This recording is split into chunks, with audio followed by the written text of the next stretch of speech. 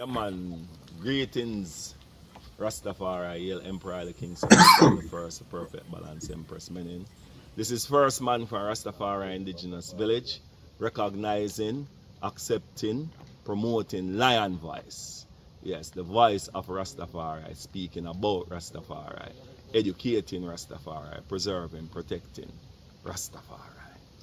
Give thanks. Aye, yes, Rastafari, mighty. The fittest of the fittest shall survive. My people, open your eyes. Wake up. Blessed love, this is Queen Omega representing for all lions and lionesses. With the lion's voice, we come to tell our story. Rastafari live it. Hey, the lion's voice. Rastafari. Blessed love, this is Ras Tafari representing for the lion's voice. Seeing? Yeah, man. Keep it locked right here, sir. On to Zion we go. Lion voice don't move slow, no. Rastafari rules and reigns, and we're going where the blessings flow. Keep it locked right here, sir. Saying? Ras Tafari said that. Lion's voice. I'm Nana Farika. The time has come for the lioness to tell her story from her viewpoint and tell the world who Queen Omega is. This is the lion's voice. Greetings, this is Junior Martin of Bob Martin and the Wailers. The time has come for the lion to tell his story. And we have here the lion voice. So listen in and get nourishment for the stomach and for the head cup. Jah, Rastafari. Give thanks, give thanks and praise every time. Great honor, great honor. What are you waiting for? Come together, calling from near and far. Know who you are. What are you waiting for? Rally up, it takes the dust. What are you waiting for? Ancestors paved the way for us. Yes, I am Ketis Oyonde, asking, what are you waiting for to come together? The time has come for the lions to tell our own story. This is the lion's voice. It's AWTITUDE representing for Lion's Voice. Yes, massive. This is the time for I and I, the lion, them to tell I and I story, our story.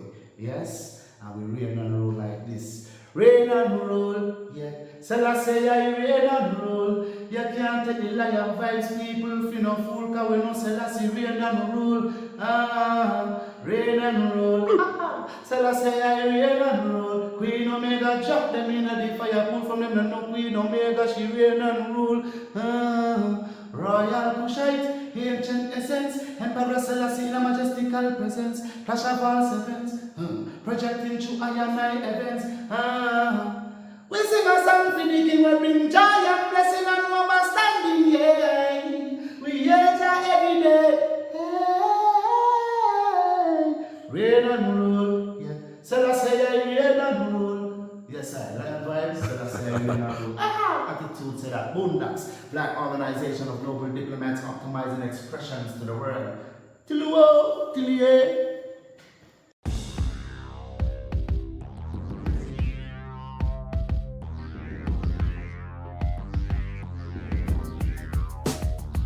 Well, lion voice, tell them that's the people first choice. Lion voice, make the lioness them feel nice. Lion voice, with the lion cubs we sacrifice. Lion voice, got to show the people them the life. Lion voice.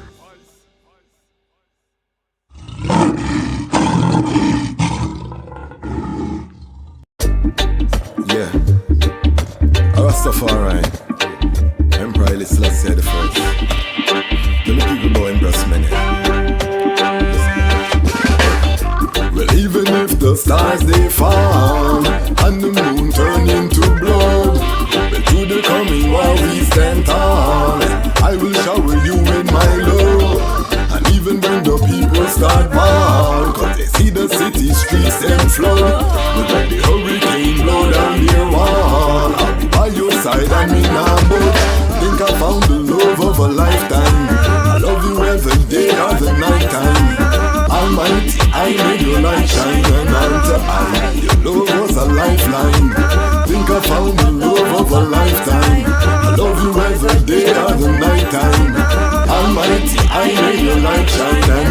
I, that life was a lifeline. It seems like the world is upside down. I will never hide, I'd rather stand my ground. Lion of Judah blessed with the triple crown. Can't come fool I with no circus clown. Now fear no hurricane or the cyclone. Respect for Mama Earth with that embedded on me bone. That's why I will never leave you alone. Protect you from harm when the alarm sound. So even when the stars they fall and the moon turn into blood, to the coming war we stand tall. I will shower you with my love. And even when the people start mal, but they see their city streets them flood, when the hurricane blow down our wall, I'll be by your side and me not budge. Think I found the love of a lifetime. I love you every day or the night time. The Almighty, I made your light shine, and unto I, your light was a lifeline. I think I found the love of a lifetime. I love you every day or the night time. The Almighty, I made your light shine, and unto I, your love was a lifeline. They say hurt people. Maybe that's why Babylon them so evil. Maybe Babylon abused as a child.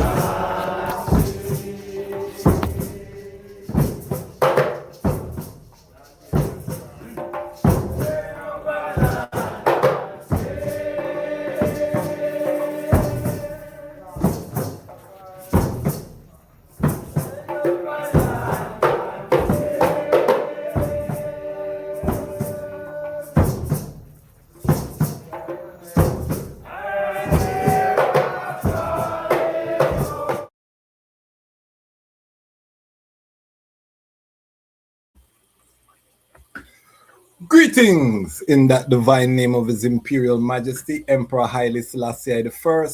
Glory and honor in the name of His chosen Queen, Empress Waziri Menen. My name is Kwasi Bonsu, aka DejazmatchKwasi, aka Ras Kwasi, aka the Reading Ras, aka the Pan-African Happy Man. I'm a creative industry attorney. I'm an author. I'm an artist. I'm an actionist. And right now, I am the host of The Lion's Voice. Welcome to The Lion's Voice, and welcome to the Lion Voice Network, where the lions are telling our own story. Today, we have a special episode. I'm going to be putting on my international law hat. I studied law. I am a licensed attorney, and one of the things I studied in law school was international law. So my love for geopolitics, my love for talking about the global chessboard was born as a student, studying how things unfolded, and it coincided with my coming into the Rastafari faith. That was one of the things that fascinated me about Rastafari, was that Haile Selassie was so integral to the modern establishment of the order that has governed the world up until this moment. And in doing the research for this episode, I've come to some conclusions. We're gonna walk through a path. This is gonna be a teaching episode. I'll probably do a panel discussion where I'll bring a panel of attorneys, Rastafari attorneys, so we can talk about this. But what am I'm talking about? I'm talking about what's happening internationally, the invasion of Venezuela, but beyond just the invasion of Venezuela, we're talking about most of the conflict. Whether we look at the war in Ukraine, the special military operation that Russia undertook in Ukraine, whether we look at the invasion of Iraq, the invasion of Libya, the invasion of Syria, whether we look at what's happening in the Middle East right now, whether we look at the bombing of Nigeria, whether we look at the war with Yemen, I mean, you name it, Afghanistan, conflict after conflict has raged in this modern era. The United Nations has been helpless, or has not done anything to intervene when His Majesty had put so much word sound into calling His United Nations the last hope. We're going to go into some of the speeches of His Majesty on this journey on tonight. This is going to be one of those episodes, again, where we go into the history, where we put on a teacher's hat. Many of the items know this history, and I'll count on the item to comment and to make the chat lively. You know that this is not a one-way vibration, how we deal with the Lion Pride. We have the greatest online community on the planet, the most intelligent comment section on the planet. So we are going to go into what are the implications for where we are right now as well in terms of the prophecy, and what does that mean for us as Rastafari people, because we don't just want to talk about it and then we don't talk about solutions and how we move, how we're coming together right now, all of those things. So all of those things we're going to talk about today on Lion's Voice. The death of international law. Today on the Lion Voice, it's going to be one of those episodes, family. We're going to jump right in to it. We're going to start off talking about the hope of the League of Nations and the 1936 betrayal, because to get where we are today, we have to go forward into the history. Everything we do on Rastafari Independent Non-Aligned Media, we talk about it from the lens of Ethiopia, from the lens of Kadamawi, Haile Selassie. So when we talk about the death of international law, we have to talk about the history. We have to talk about the rise of Europe. We have to talk about the Berlin Conference. We have to talk about the rise of Germany and Prussia, the unification of the German princes to create the modern German state, which was forged under Otto von Bismarck, who then called the leaders of Europe together in his capital to have the Berlin Conference, where the continent was divided, the resources, and this was to stop the warring European tribes from battling each other. One of the main reasons that the League of Nations was established, and remember that the League of Nations, and I'm going to pull up some things here. We're going to use Google just to get the framework. You do your due diligence. This is just to give us the talking points of the history so we get the dates right. And so we have a framework for the discussion. We're living in the age of Aquarius, so we don't have to do too much guessworks. We have the AI, we have all of these things that help us with the reasoning. So we're going to bring in all of that today. And I'm going to just share my screen so that we can have these teaching aids with us. So I pull up here the origin of the League of Nations.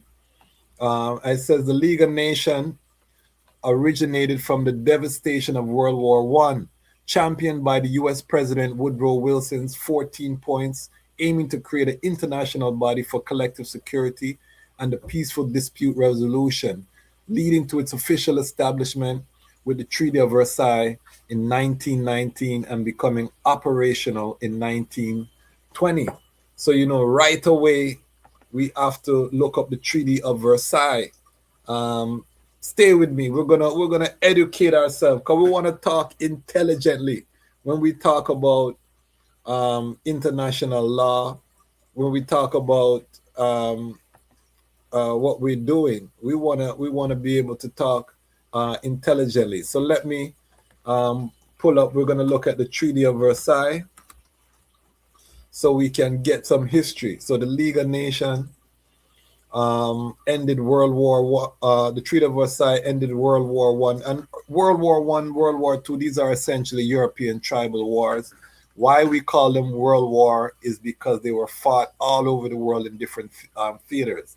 Because of the European colonies, these conflicts were fought all over the planet. So black people, brown people, Chinese people, everybody was impacted by these conflicts, even though the roots of them were European tribal wars.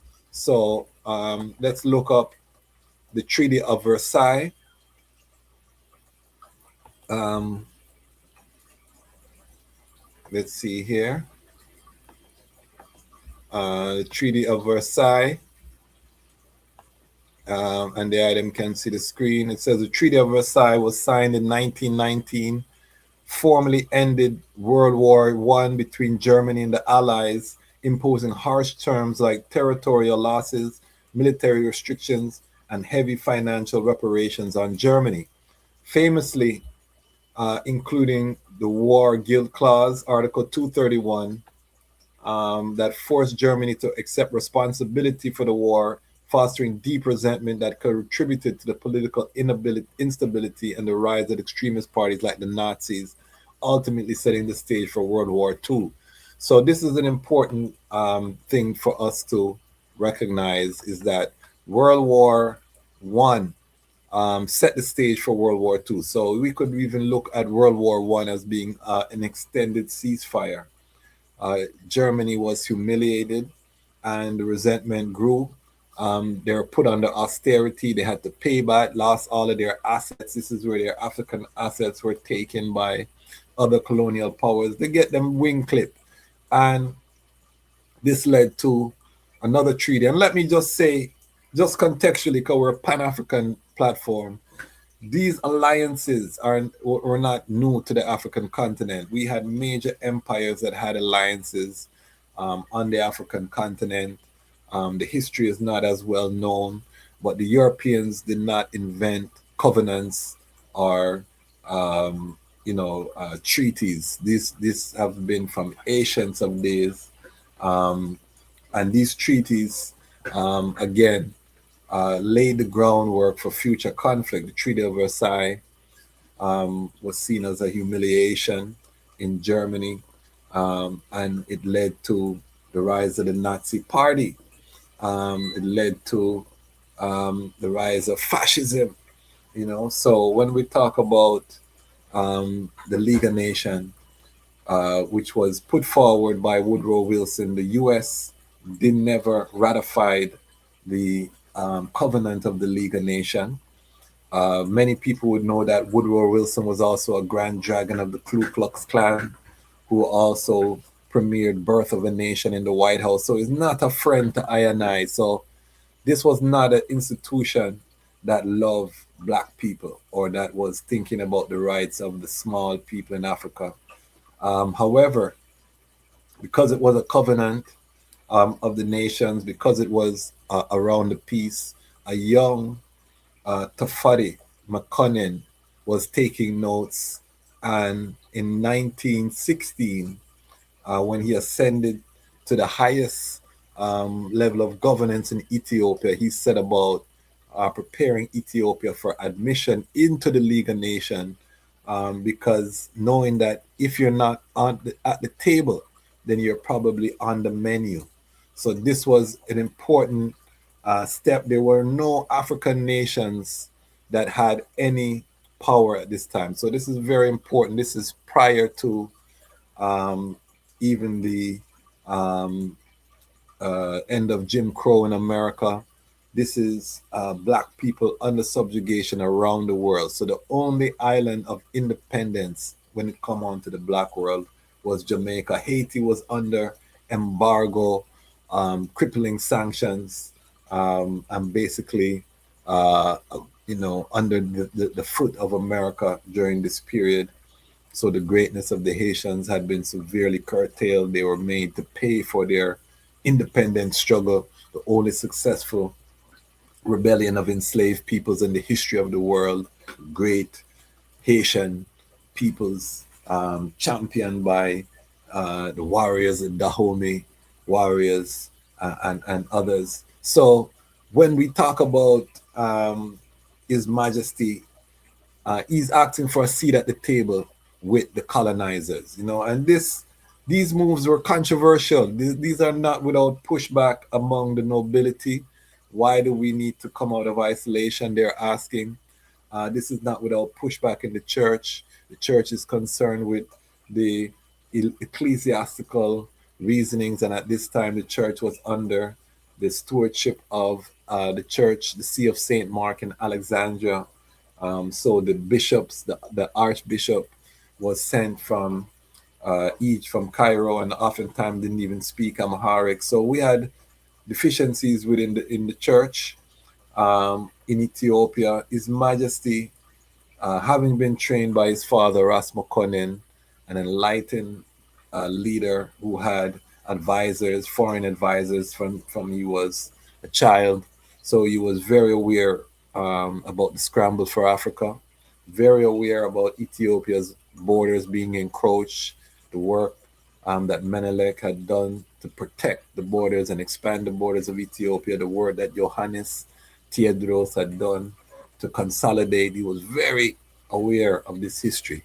And so the move to get Ethiopia into the League of Nations was a strategic move. Also, if we look prophetically, if he's going to judge the nation, if you're going to sit in judgment, to be fair, to be 100% fair, you have to judge people by a standard. There has to be a common standard, and that standard shouldn't be imposed, because if it's an imposed standard, then you're not free. You're under what in the law is known as coercion. Somebody will make you do something. So the fact that he entered Ethiopia into the League of Nations, and this didn't happen because they were fighting. There was a lot of opposition in Europe to Ethiopia joining. Propaganda was spread about slavery, that Ethiopia was a slave trading state, which there was slavery in Ethiopia among the nobility, primarily the Arab slave trade, taking out people to go into Arabia and the Middle East. And the Ethiopian, Menelik tried to combat slavery. To his credit, he wasn't successful in eradicating it because the regional kingdoms were too powerful. And His Majesty, one of the reforms, the legal reforms, is that he made slavery punishable by death. You know what I mean? That's how serious he was in terms of stamping out slavery in Ethiopia in this period leading out. So, from a Rastafari perspective, when we say he shall set the captives free, it's not a joke thing. You know what I mean? We have historical facts to back up everything we say about our conquering lion of the tribe of Judah. And this is why we can defend His Majesty so high. This is why Rastafari continue to spread, because it's true and it's living, you know what I mean, in terms of the history and the politics. So we had Ethiopia pushing into the League of Nations to be judged by the charter of the League of Nations. And this is very critical because the League of Nations charter was a history, in terms of international law. And it had certain key provisions that, again, all of these things are setting up a standard for international law. And we're going to look at some of those key aspects that were in the League of Nations charter. Why His Majesty wanted to have Ethiopia become a part of the League of Nations. So you can see here, these are some of the key aspects. The League of Nations charter, or the covenant, and very key because that is a promise, and it has a spiritual connotation. The League of Nations charter established key principles for global peace after World War I, focusing on collective security, defending any member from aggression, peaceful dispute resolution through arbitration and diplomacy, disarmament, and international cooperation, all under open covenants. So the item can see, let me make that bigger. So we're going to look at some specifics.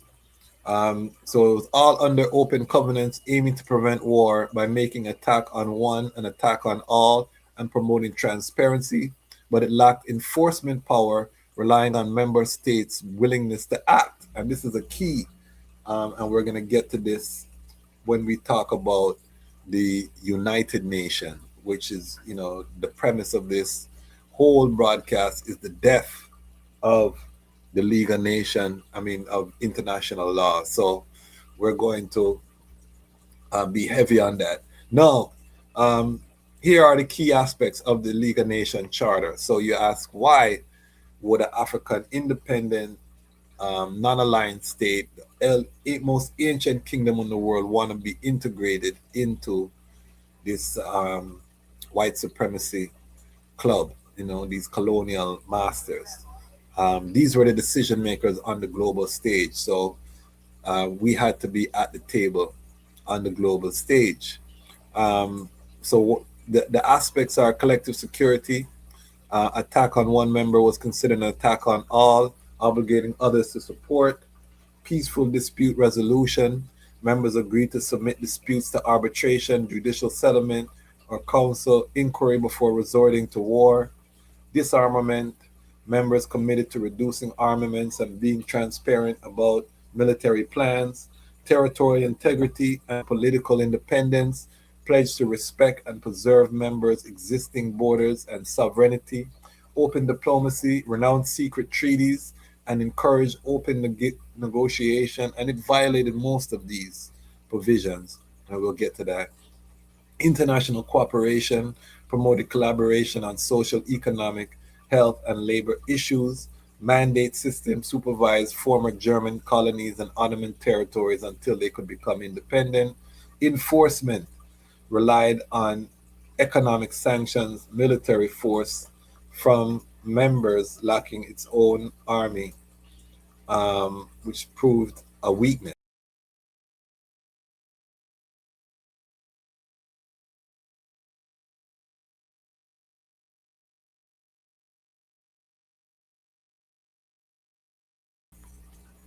We're going to return to that. But when we talk about these, we're going to see how all of the provisions were violated against Ethiopia, the secret agreements. You talk about the Laval Pact, the secret agreement between Britain and France to give Ethiopia over to Italy. And that leads us, of course, to the famous speech of His Majesty to the League of Nations. And I'm going to see, let me see if we can get that speech so we can listen to a little bit of it in English. Because that will make a lot more sense. These are the warnings of His Majesty. League of Nations. So these are the, these are the nuts and bolts of the speech. Yeah, let me just pull this up really quickly. We're going to listen to this as a collective, and then we're going to come right back. So for those who know, get your ITAL snacks, get your meditation together. We're going deep. The death of international law.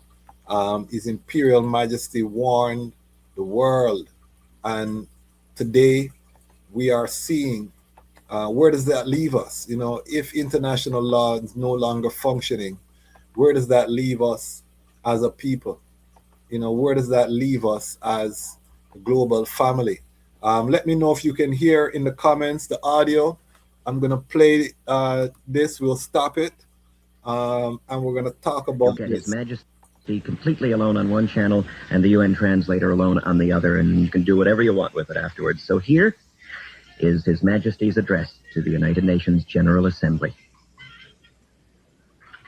Monsieur le Président, Mr. President, distinguished delegates, 27 years ago, as Emperor of Ethiopia, I mounted the rostrum in Geneva, Switzerland, to address to the League of Nations an appeal for relief from the destruction which had been unleashed against my defenseless nation by the fascist invader. I spoke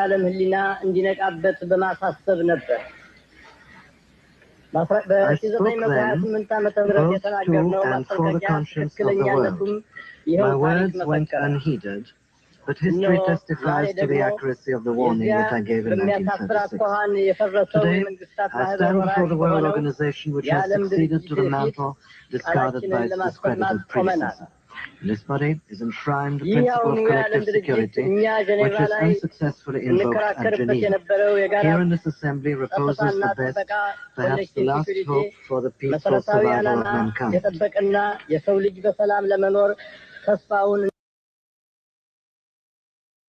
Let me pause it there. I realize that's the United Nations speech. I wanted the League of Nations speech. Hold on 1 second. Let me holler and pull. We're going to get into that speech as well. That's the United Nations speech that Bob Marley took and made war. We know that one is key too.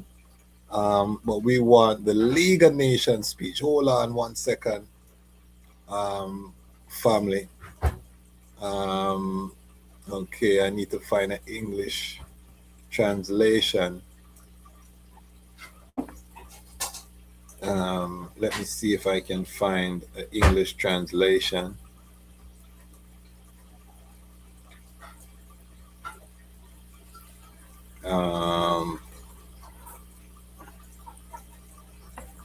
Let me see.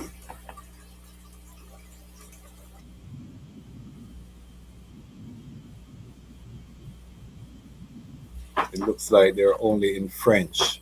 So let me see if we can bring up some of the. Let me see if we can bring up some of the relevant portions. But we're going to go into the United Nations speech. The League of Nations speech, though, apart from the Kingdom of the Almighty, one of the biggest talk in there, apart from him, really laying out what is collective security, giving firsthand eyewitness accounts of the war, the atrocities that took place. These were violations of the treaties of Versailles. These were violations of the laws of war. Again, the international law framework. And what we're going to see is that there's been a consistent effort to undermine international law. And if we look at it from a biblical perspective, for those of I and I that love the biblical side, when you talk about Genesis 49, the scepter shall not depart from Judah, nor lawgiver from between his feet until the coming of Shiloh. And, you had His Majesty with the scepter at the coronation, which is symbolic as the lawgiver. You have the lawgiver entering into covenant with the world powers of the day. You have the ultimate betrayal of the holder of the scepter, who all of these nations had sent representatives to bow before in fealty, acknowledging the anciency of his throne. You had the betrayal of this world leader, which resulted in the destruction of the League of Nations, which resulted in the destruction of the Treaty of Versailles. All of the groundwork, the international law framework that had been laid up to that time was null and void, because the will to enforce was not there. There was no enforcement. It was all lip service. As ones know that there were sanctions put on Ethiopia and Italy, but Italy had its own weapons manufacturing base, so it didn't do much. Haile Selassie was not able to import weapons, and then this leads to one of the biggest conundrums that we have, is that one of the only nations that supplied weapons to Ethiopia during this period was Germany, the same Nazi Germany that hated blacks. Of course, for Germany, they wanted to keep the Allies busy, and Italy, was at first siding with the Allies before it switched over to, or at least it was acting neutral until it switched over to the German side. So Ethiopia was basically left out to dry, and this was completely against international law of the time, of the era. The covenant that was sworn, that was signed, that was ratified. And let me, um, from a U.S. perspective, as an attorney, it's very important that we outline, because a lot of people just hear international law and say, well, what does that mean?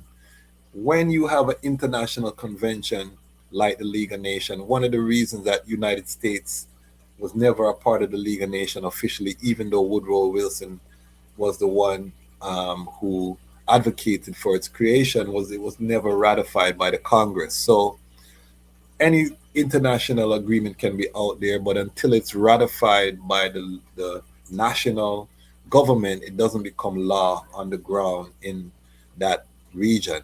So there are a lot of, and this is what's very confusing about the UN, because the UN has so many conventions, but a lot of them are just theoretical in terms of the convention is there, member states have voted on it, but a lot of the conventions have not been ratified into national law, meaning that the House of Representatives, the Senate of the local governments have not made it the law of the land.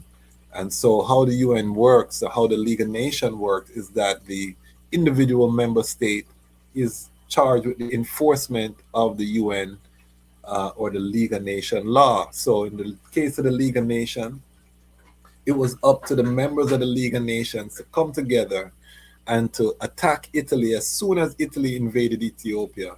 According to the charter, Ethiopia being one of the signatories to the covenant, all of the members should have band together to take military action against Italy. Now, because Italy was a European nation, Ethiopia was an African nation, Ethiopia was sacrificed, and we can also know that Ethiopia was promised to Italy during the Berlin Conference, and so this was the colonial, excuse me, this was the colonial project fulfilling its colonial mission. So when we look at the League of Nations, it was bound to fail because the principle did not outstrip the personal interests of the nations. The personal interest of the nations was European hegemony, European domination, and we have to look at all of the acts in the light of the self-interest of the power players, the superpowers of the day. Superpowers of the day in that time were the UK and France and Germany, to a lesser extent Italy, and Spain was already in decline. But the world power was really the UK. It was after World War One that the UK really lost its global dominance, to be replaced by the United States. So after World War One, and this was part of the issue in Ethiopia as well with Lijayasu. Lijayasu was cozying up to the Ottoman Empire with his Muslim vibration, and they were looking to bring him on side for World War One against the Allied states. So this is why, Britain and France traditionally were supporters of His Majesty in Ethiopia. The first warplane flown was donated by the French to Ethiopia, and flew with French pilots. So this was a complete betrayal when the League of Nations debacle happened. It was a complete betrayal of Ethiopia by its traditional, quote unquote, European allies. So this is very, very important because we're establishing international law while a powerful framework and theory, while supported, pushed, advocated really by Africa, by His Majesty, more than any other place on the earth at the time, in terms of the true spirit of what it's supposed to be, meaning that small states are not at the mercy of large states, that there's a ruling principle. there's a ruling guideline. And the item here I on this channel talk about Rastafari is not a religion, but it is a standard. So there's a principle and a standard and a guideline that have to govern how I and I move, and this is what international law is for the nations. Again, the principles of the United Nations: all nations are equal in the eyes of the Almighty. That strong nations will not consume smaller nations. That the nations will come together to solve common uh, issues of man, disarmament. Had the world followed the charter, that Edenic paradise promised unto the ancestors would have manifested on the earth. But the greed of some nations has caused it to not be that way. And that is a shame, you know what I mean, in terms of what they're talking about. So in terms of Ethiopia's entry, it fought for Ethiopia's membership in 1923, using this modern law to shield itself from colonialism. In the 1936 speech, um, unfortunately, I couldn't find the English version, but one of the key quotes was, "It is collective security, it is the very existence of the League of Nations, it is international morality that is at stake." So these terms that we use, these are terms that as Rastafari, we take it serious, because Kadamari Haile Selassie introduced these terms to the world: international morality at stake. Today, these terms are not used in the international context. People them do what they feel like. Might is right, is back, and they're literally talking about the law of the jungle. So as Rastafari, when we see these things, we know what time it is. And we're going to talk about movements and how we move, given that we know what time it is. We are the part of the Pan-African family that, we have that vision and the foresight to know the steps before the steps make. What is happening now, I know about as a young Ras coming into the movement. These were the things, these were the days that we talked about coming, and what we were going to do and how we were going to move and all of these things. So we're not frightened, but we must move with diligence. I would even say haste, because haste make waste, but we have to move with diligence. And we can, because when the law of the jungle, the lions have to work together. The lion pride have to work together. This is what makes the lion the king of the jungle, is collective security. So the time for the lone lion and lioness, you run away, you go to work, you come home, you do your thing, you burn a spliff, you seat up, you know what I mean, go to work. That time is over. Now is the time to find like-minded people, join an organization, put your shoulder to the wheel, cooperative economics, build the strength so that if attacks come or if problems come, collective solutions can be devised. You cannot solve these problems that the earth is going to face as an individual or as an individual family. We need each other more. And the instinct is, because as times get harder, the instinct is to go off by yourself and try to do your own thing. This is the wrong instinct. And it's the same way on the nation state level. The instinct for most people is to do their own thing, but it's not good.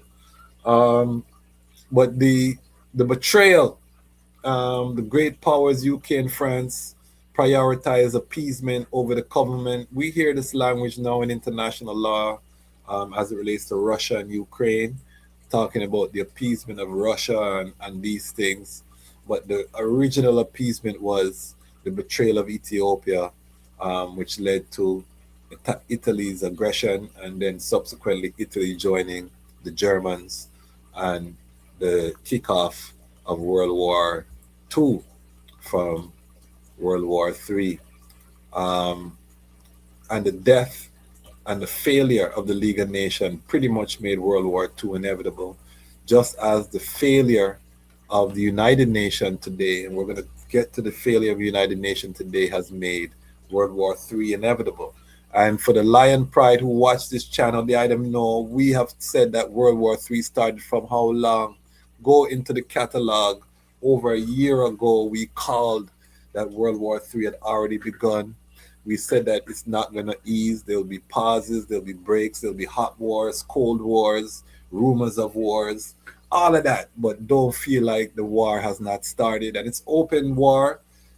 If you know the law, as attorneys, we know that war is active. In this modern era, though, because of branding, optics, social media, war has not been declared formally, but the actions are declarations under international law. Certain actions are declarations of war. If I invade a man's country, that's a declaration of war. If I bomb a man's country, that's a declaration of war. If I blockade, I have a military blockade or embargo, no ships can come in, that's a declaration of war under international law. These things are not being said.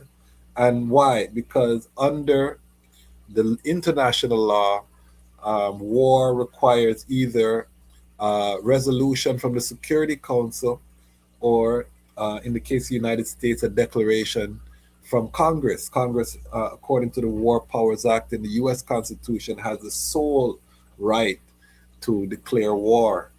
So all of the moves that the president are doing, which are declarations of war against sovereign states, are outside of any legal framework. That's very important for I and I to understand that we're living in a lawless time. And once we understand that, because we have a whole section of Rastafari people that are looking to the United Nations as the savior for the movement and feel that the United Nations is going to be bringing about this repatriation, and we need to write United Nations every day and get them to support us. And one of the reasons I wanted to do this episode is to really share with my people, while it's possible that United Nations could be resuscitated. In Jamaica, we have a saying, what not dead, not dash way. However, I'm going to show you in a while, when we get to the United Nations portion, a speech from His Majesty in 1970, where he's asking that gathering be the rebirth of the United Nations. So already by 1970, His Majesty is saying the United Nations needed a rebirth. We'll also look at another speech from His Majesty talking to the Security Council, expressing his disappointment in the Security Council, the configuration, and all of these things have not been addressed and haven't been changed. So when we talk about the death of international law, we are talking about something that is almost an accomplished fact, other than the fact that the apparatus of the UN still exists and programming still exists. So we won't say the UN is not doing any good, but in terms of being a limitation on global power expression and aggression, the UN has completely failed to restrain the superpowers of the world. And we have three superpowers today: US, China, and Russia. We would be considered the great powers, and then we have lesser powers of varying degrees out there as well. So very, very serious. If you're just joining us, family, we are talking about the death of international law. If you love the comments, hit the like button. Big up Ras Roots with the $5 super chat. He says, blessed love and light out of Kentucky. Give thanks for the Lion Voice Network bringing the fire. And on tonight, reasoning, big up the Lion Pride. Big up yourself, Ras Roots. You can make a contribution, even if it's $1.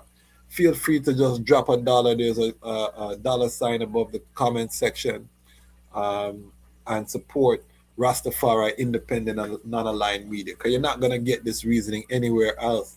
One of the things that shocked I, man, when I went to law school, and I went to Howard Law School, and I took a concentration in international law while I was there. I wrote several papers on.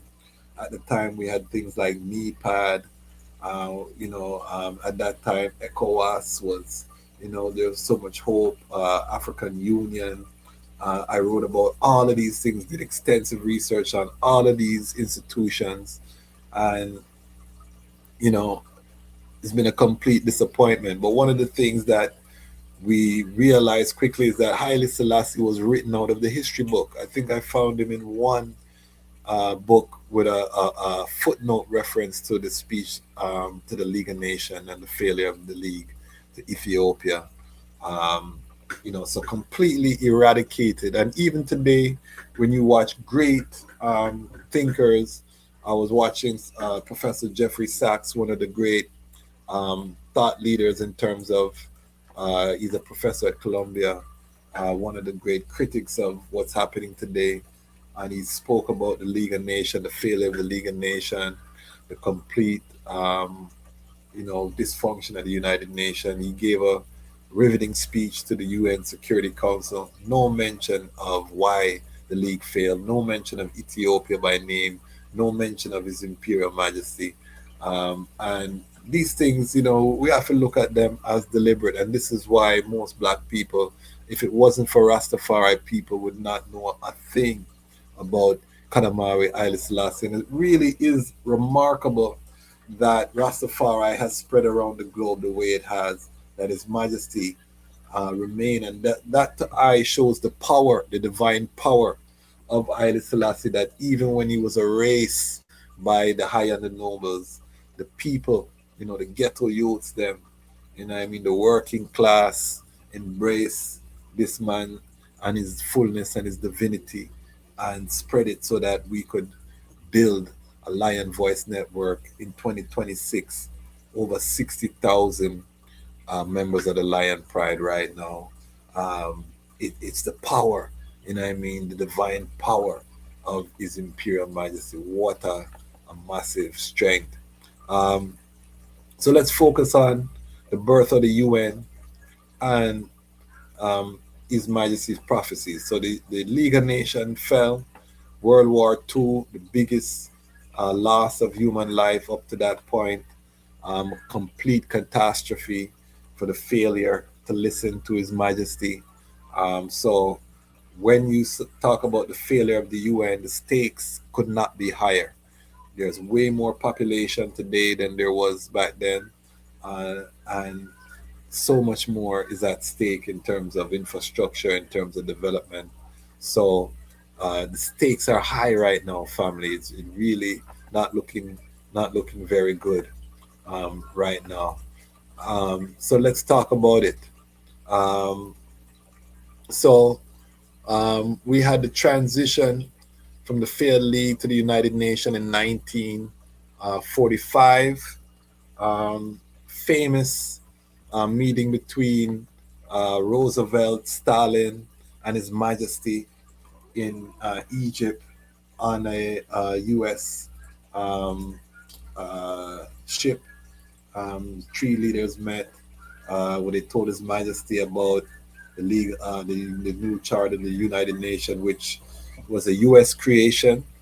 However, they knew that they needed Ethiopia to be on board for it to have any credibility, because they realized it was a failure to serve Ethiopia that crashed the League.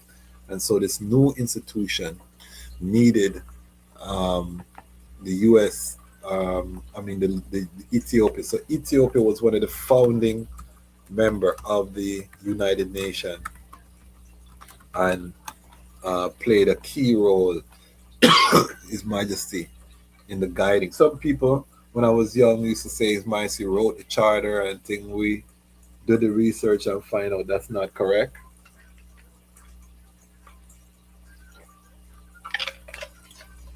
Give thanks, but it is serious. So I think now we can watch that speech. I want to play the speech to the United Nations because he gives a lot of history in that speech. So we'll watch that speech and we'll comment on it. Let me bring that back up. Let me bring it back up. Let me rewind. Let me seal it up properly. Again, most of us know this from Bob Marley's speech, but it's very relevant in terms of the UN period of His Majesty. So hold on one second. Let me share my screen.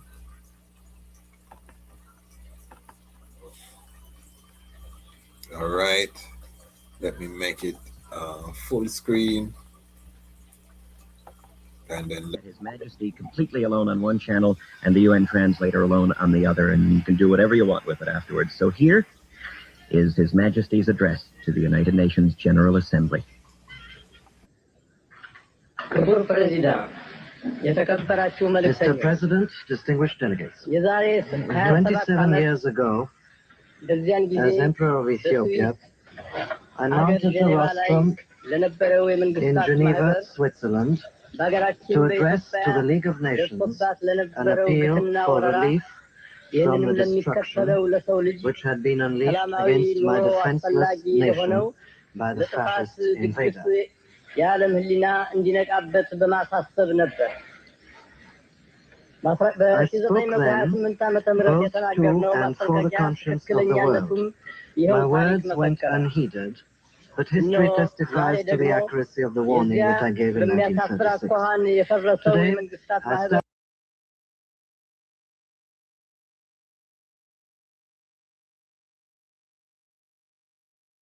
let me just pause there and ask the item, who can speak to the conscience of the world? I want you to listen to the language where His Majesty used talk to the leaders of the heads of state of the world. He's speaking to and for the conscience of the world. He's the only world leader to address the League of Nations and the United Nations in his capacity as the head of state, and he's gonna make that clear shortly. So just listen very keenly.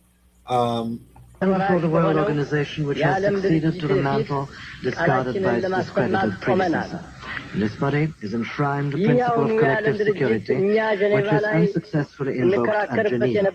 Here in this assembly reposes the best, perhaps the last hope for the peaceful survival of mankind. In 1936, I declared that it wasn't the covenant of the League that was at stake, but international morality. Undertakings, I said then, are of little worth if the will to keep them is lacking. The Charter of the United Nations expressed the noblest aspirations of man. The application of force in the settlement of disputes between states. The assurance of human rights and fundamental freedoms for all, without distinction as to race, sex, language, or religion. The safeguarding of international peace and security. But these two, as were the phrases of the covenant, are only words.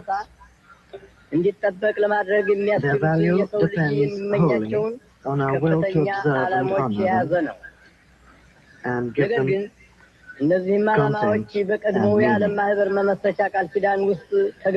The preservation of peace and the guaranteeing of man's basic freedoms and rights require courage and eternal vigilance. Courage to speak and act, and, if necessary, to suffer and die for truth and justice. Eternal vigilance that the least transgression of international morality shall not go undetected and unremedied. These lessons must be learned anew by each succeeding generation. And that generation is fortunate indeed, which learns from other than its own bitter experience. This generation is about to learn the hard lesson. What happens when these things are not addressed? And unfortunately, we're moving into that hour collectively, and we're going to talk about it here on this platform. But it's somber. When I'm listening, I'm just saying, wow, you know what I mean? It's chilling because we know this is 1963. We know that they didn't listen, so we know we are where we are. these words went unheeded. So let's continue. This organization and each of its members bear a crushing and awesome responsibility to absorb the wisdom of history and to apply it to the problems of the present in order that future generations may be born and live and die in peace. Should we fail to achieve this goal, we shall have condemned the coming generations to inherit the tragedy of our time. በማስታወቅ መጪው ትውልድ በሰላም ለመኖር እንዲችል ለማድረግ ታላቅና ከባድ ኃላፊነት አለበት። ከእውቀትና ከተነገረ በኋላ እንዳይሰራበት ቢስተናከል መጪው ትውልድ መከራ ውስጥ እንዲገባ And let me just say, the tragedy of his time was war. You know, His Majesty had seen so much war from he was a child. The Battle of Adwa was when he was 4, and he saw all the way from Battle of Adwa at 4 years old come straight up to World War II, to the conflict in Korea, to the Vietnam War. War was just a part of the whole age, and mankind still has not learned the lessons. So again, this is chilling. Let's continue.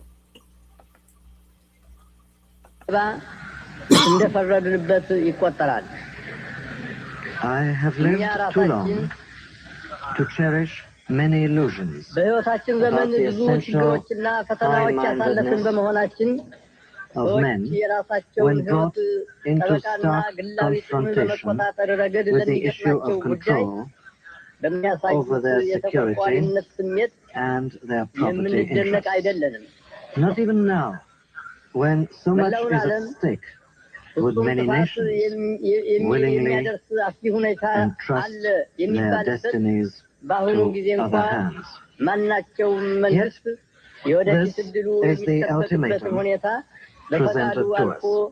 Secure the conditions whereby men will entrust their security to a larger entity or risk annihilation. Persuade men that their salvation rests with the subordination of national and local interests to the interests of mankind, or endanger man's future.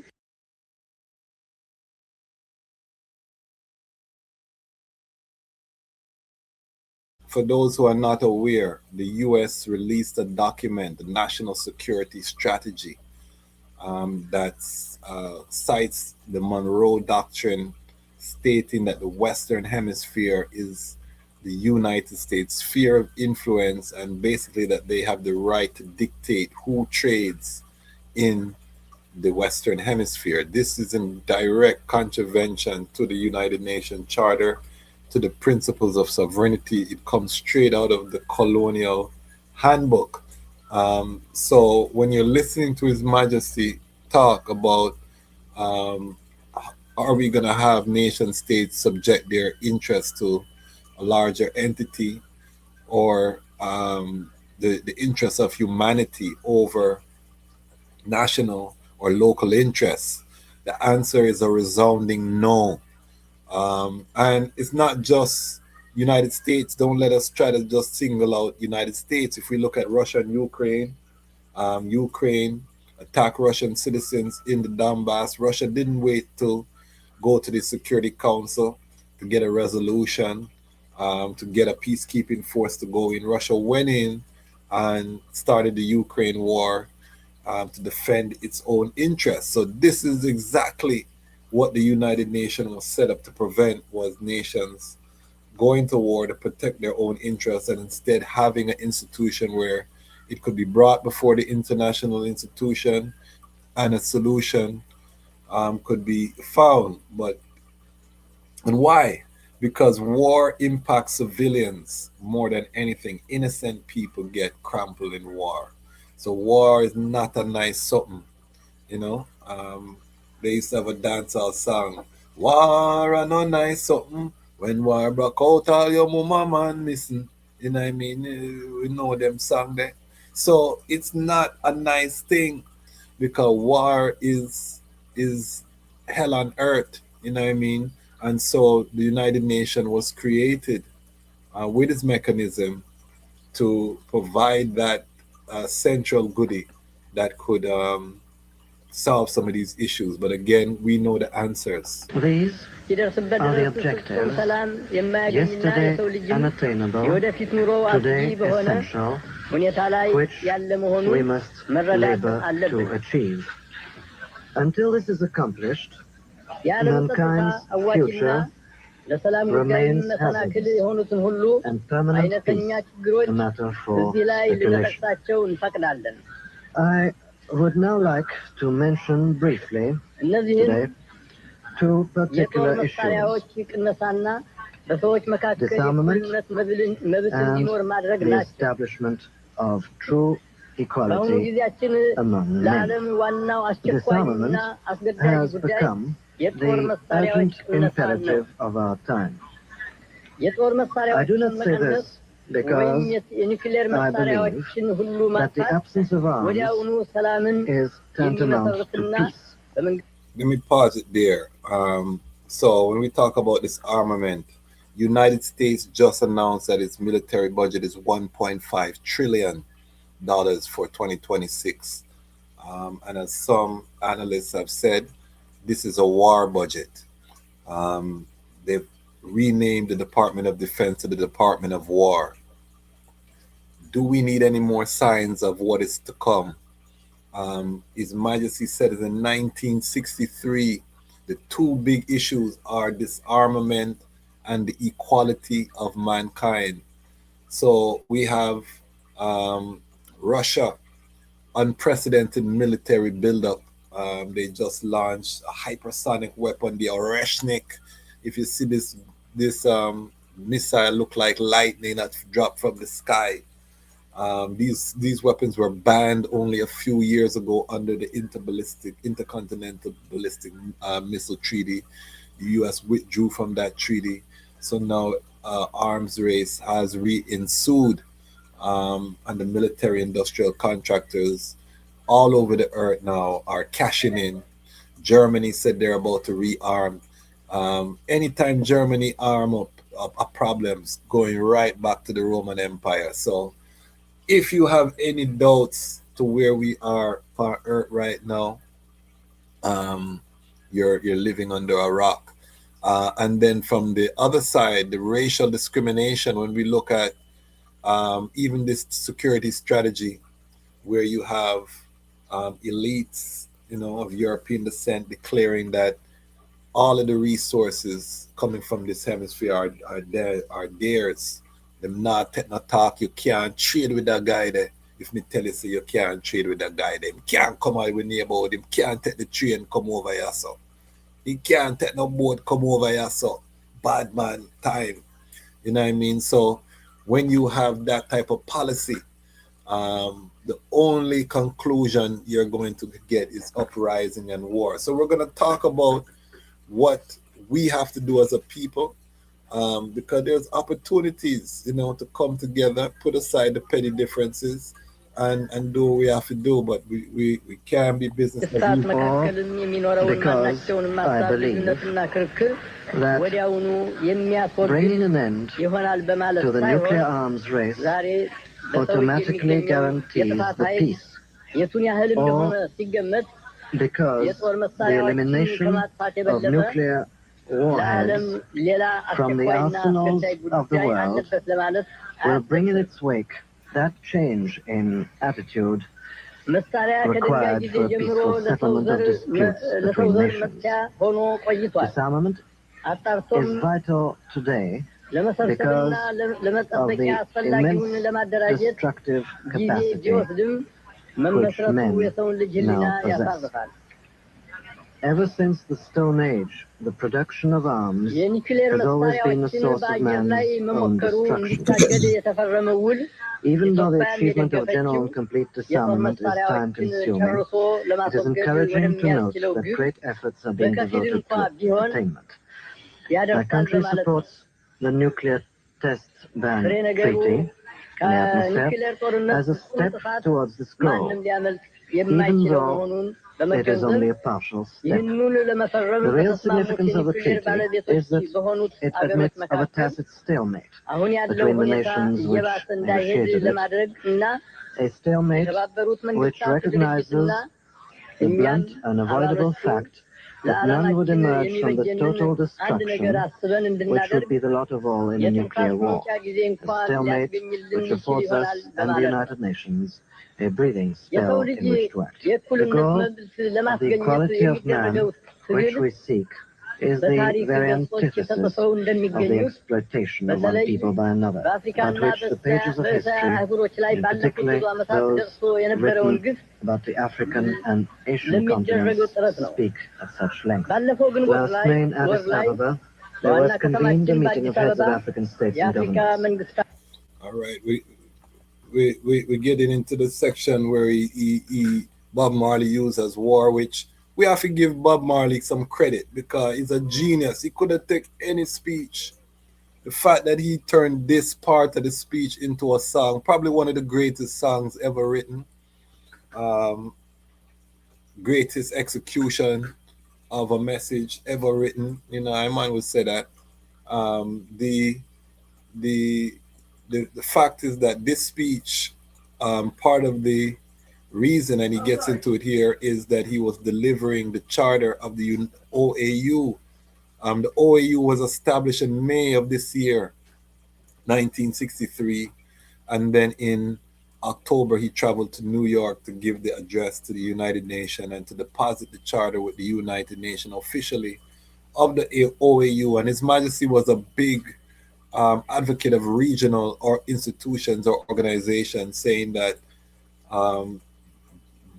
mobilizing on a regional level allows certain problems to be solved with African or Asian or whatever that region's own solution, so we don't even have to get to the bigger world stage and excitements, you know what I mean? So it is very important.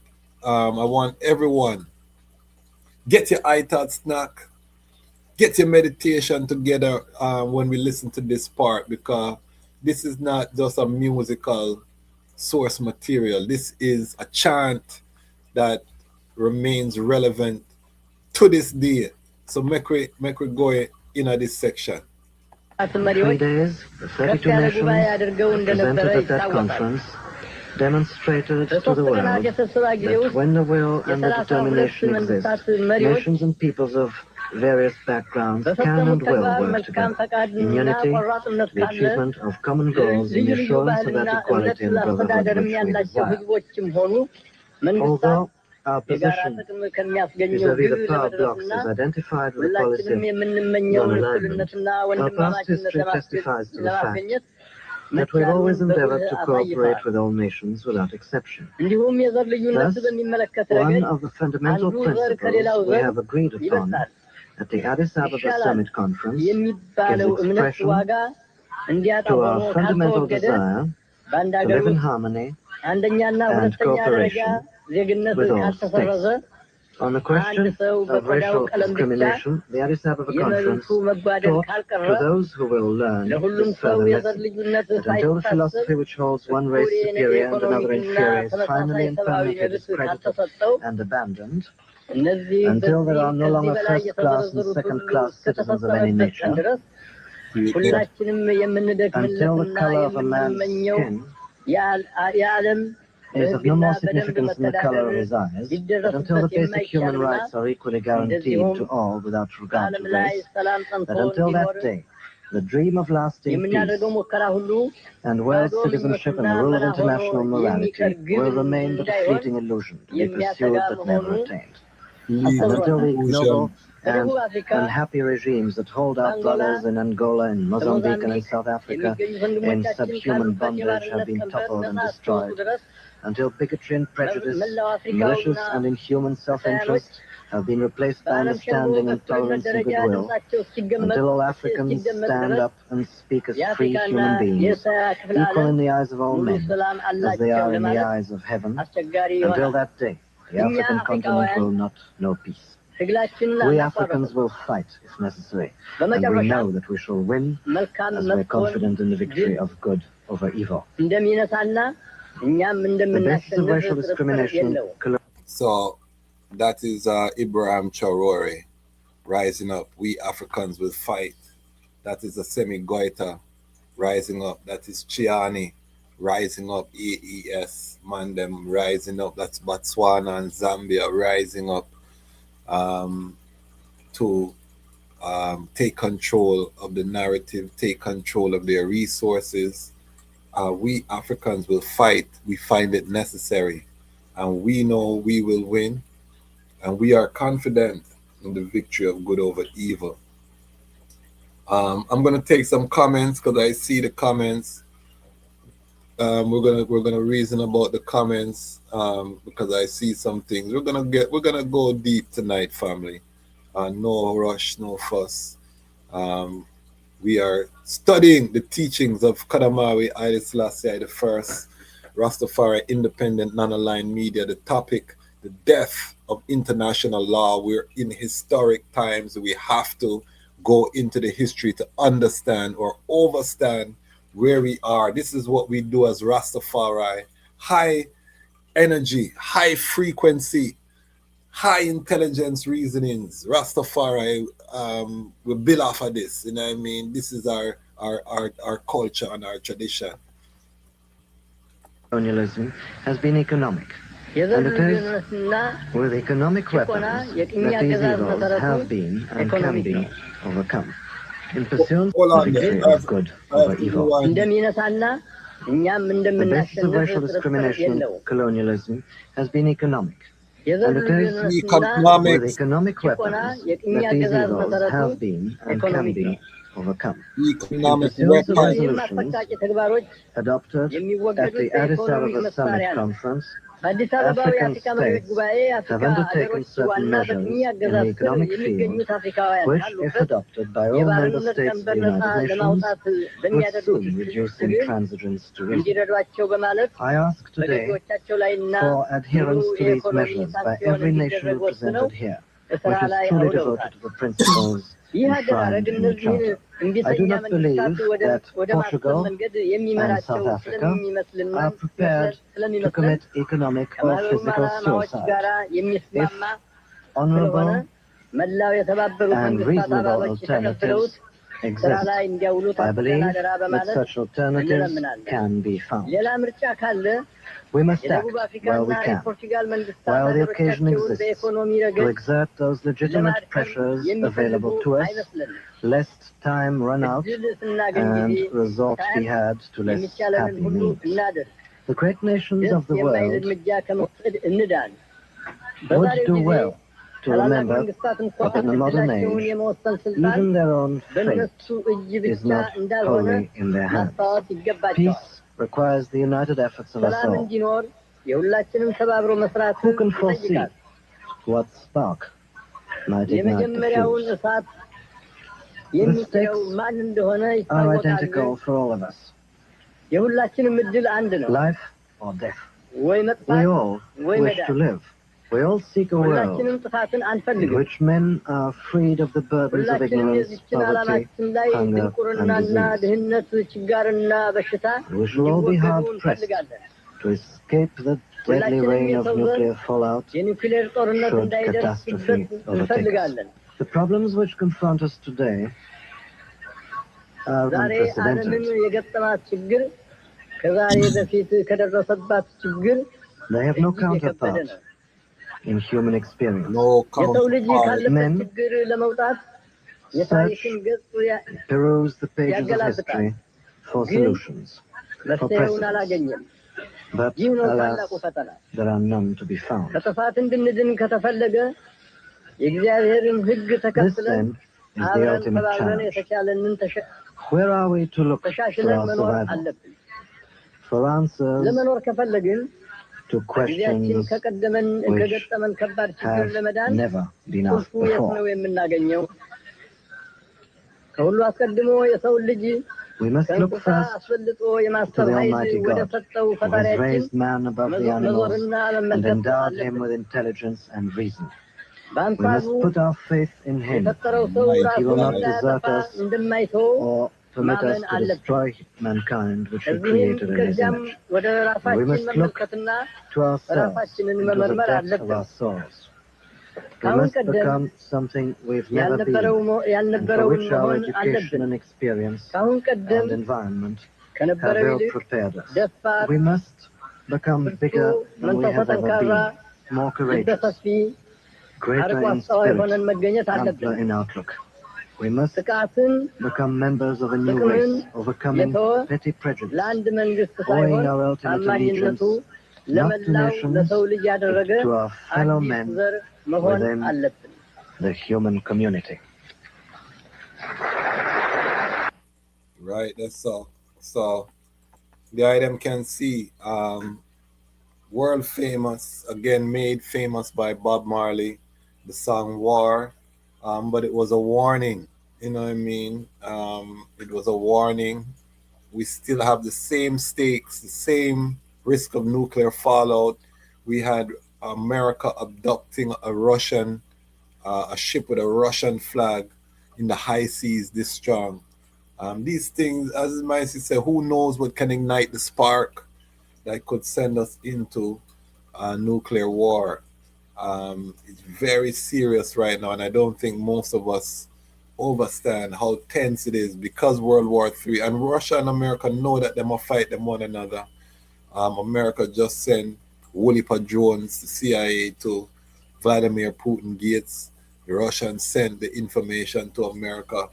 Again, they're not publicizing it to the world, but they know, everybody know what time it is, you know what I mean? And it is a very tense time. And again, it's not running off of any legal framework. This is what we're talking about right now, is the death of international law. There's no law running the interaction of nation right now. I want to talk about some of the fundamental issues with the United Nations. One of the chief under the United Nations Charter, first of all, is the same as the League of Nations Charter. There's a prohibition against the use of force.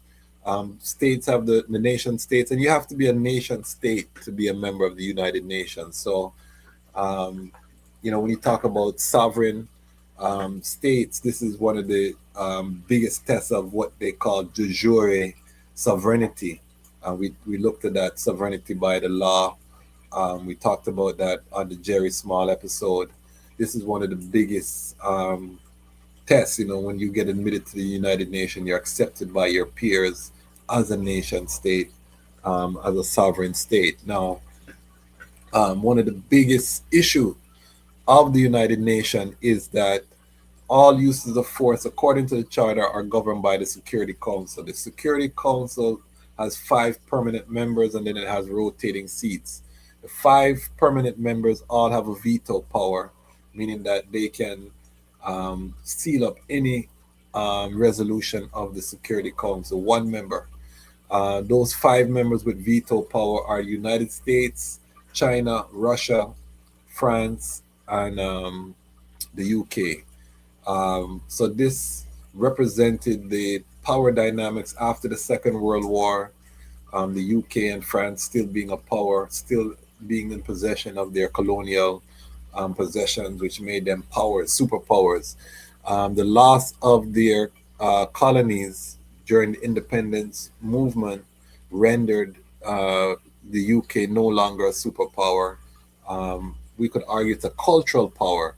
It remained as a cultural power because right now I'm speaking English. America speaks English. So, English culture, the Magna Carta being the legal instrument that inspired the US Constitution, all of these things. So culturally, the UK remained as a power. The Queen of England, of course, retained her cultural power, Commonwealth, all of these things. But in terms of a superpower, the UK was no longer a great power, but it preserved its power within the Security Council of the UN.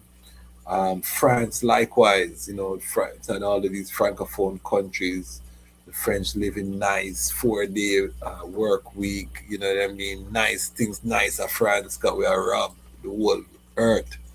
And now that France has lost its colonies with the uprising of the Sahel states and the other states mitigating, France is plunged into an economic crisis right now. Europe as a whole is in an economic crisis with near and has been in a recession for some time, and a lot of that becomes because of the loss of the resources from the colonies. So when we look at the Security Council, one of the major issues, and His Majesty spoke to this, was that the Security Council, first of all, there's no permanent African country or AU representation on the that has veto power or that has a permanent seat. So right there, you disrespect over 1.5 billion people on the planet. You know what I mean? America have 330,000. It's there. UK have a fraction of that. It's there. 1.5 billion people, the origin of humanity, the origin of the black peoples of the world, have no permanent representation on the Security Council. So for right there, this is one of the major issue that His Majesty was against. Even in the 60s and 70s, he was advocating for the reformation to the Security Council structure. And today we see it. So all of these interventions, all of these wars, the Security Council has been spineless to help. One of the other flaws of the United Nations is no enforcement power. So there's no standing UN army that the UN can send in. It relies on the nation states to contribute forces. And His Majesty, seeing this, you know, I mean, committed soldiers to the war in South Korea, the Korean War, even though it had nothing to do with Ethiopia's national interest. Ethiopian pilots, soldiers fought and died in the Korean War just because it was sanctioned by this UN Security Council and it was a UN effort. And of course, at that time, China was not a member of the UN. Ethiopia also was primary in advocating for the admission of China into the UN. So that crashes all of the narrative that Ethiopia was a US puppet or a UK puppet. His Majesty was a puppet because he made a lot of moves that made the West very upset. We had the son of his foreign minister, Ketema Yeferu, on the channel, who has done extensive research into his father's work for His Majesty and found about all of this tension between Haile Selassie and the West because he would not follow their dictates and be their puppet or be their stooge. Ethiopia had an independent foreign policy. That's without question. So when we look at the UN, you know, these are some of the major flaws. So the lack of enforcement. So if the UN General Assembly passes a resolution, there's no way the UN can enforce a nation to stop. And even if it can get there, it, you know, most of the time it can get there because one of the major powers is usually involved and they will veto the effort before it even gets to become sanctioned action of the UN. So these were some of the flaws that the UN has never solved that were advocated from His Majesty time. So again, when we look at Libya, the United States and NATO went into Libya. They went into Yugoslavia. This had no UN sanction. They went into Syria. They went into Iraq. None of these had any UN sanction. So this is very, very troublesome. Again, the death of international law. We're showing where this is the law of the jungle, and why it's important that we establish that we're living in the law of the jungle, because I think a lot of people feel like they don't have to work together. They'll be fine out here. They have a job. I have some money coming in. I have some savings in the bank. So I don't need to work with my brethren. Them. I don't like them. They chat too much. We got to get over all of that, family, because right now, trust me, we need each other more than ever. When you're in the law of the jungle, you group up with the like minds for your protection. You don't want to be out there by yourself. This is why the lion rule, because we have the lion pride. You know what I mean? A lion pride. We were talking about it earlier with the Kenya Rastafari Society of Kenya. You know, the lion, male lions rule in a coalition of brothers, collective security, and they link with a group of sisters. You know what I mean? A rule, and they create that pride, and this is how they're able to make the elephant, you know, hold him corners. The rhino hold him corners, have to walk wide. The hyena them know say a favorite turf. Leopard them have to move. You know what I mean? Cheetah, everybody. You know what I mean? Because we have that family structure, that collective. You know, you see one lion, the lion them not too far behind. So we have to think like that. Conquering lion of the tribe of Judah. We have to be in that mind frame. There's no getting through this as an individual. Again, individuals will be picked off. They'll be victims. The collectives, the people who put the economic, his majesty said it's with economic weapons that the battle, colonialism and neo-colonialism have been fought, and it's with economic weapons that it can be defeated. So pooling that resource, coming together, that is what we're talking about when we're talking about this fullness. His Majesty went from this speech that we just read to being known as the father of Africa, and he used the UN to advocate for a continent, you know, emerging from the wreckage of the old world order, which was colonialism, might is right, domination. You do this as we say so. So this is when the future did look bright, you know what I mean? Because His Majesty is on the throne. Africa is being liberated. The 1960s is one of the most, you know, hopeful periods in human history. And we had a series of underminings through the late 60s and 70s. Assassination of Malcolm X was, and Martin Luther King was just the US side, but on the continent, you know, those who study history know the attack that took place once the liberation struggle.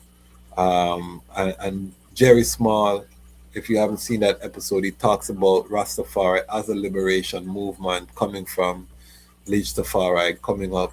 And this is where, you know, the crescendo, the apex, where His Majesty is liberating African nations. The tide is sweeping places like Ghana, you know, Mali, Guinea. You know what I mean? That was the AES of the time. They were rising up, but they were facing tremendous colonial opposition. And we oftentimes, you know, these leaders were very repressive. Some of them, Sekou Toure, I'm thinking about. But we don't talk about what were they facing, because they were facing the same thing. We see Ibrahim Traore, they tried to assassinate him this week.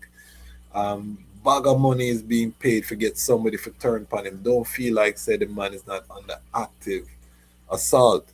The same things were happening to the African leaders in that time, and some of them overdo it, you know what I mean, repressing people and jailing their opposition and, you know, authoritarian, but, you know, they were fighting these colonial powers that are pumping money to destroy and undermine what they are doing. So we have to look at everything within context, and the same thing is happening today to the AES countries and these things. So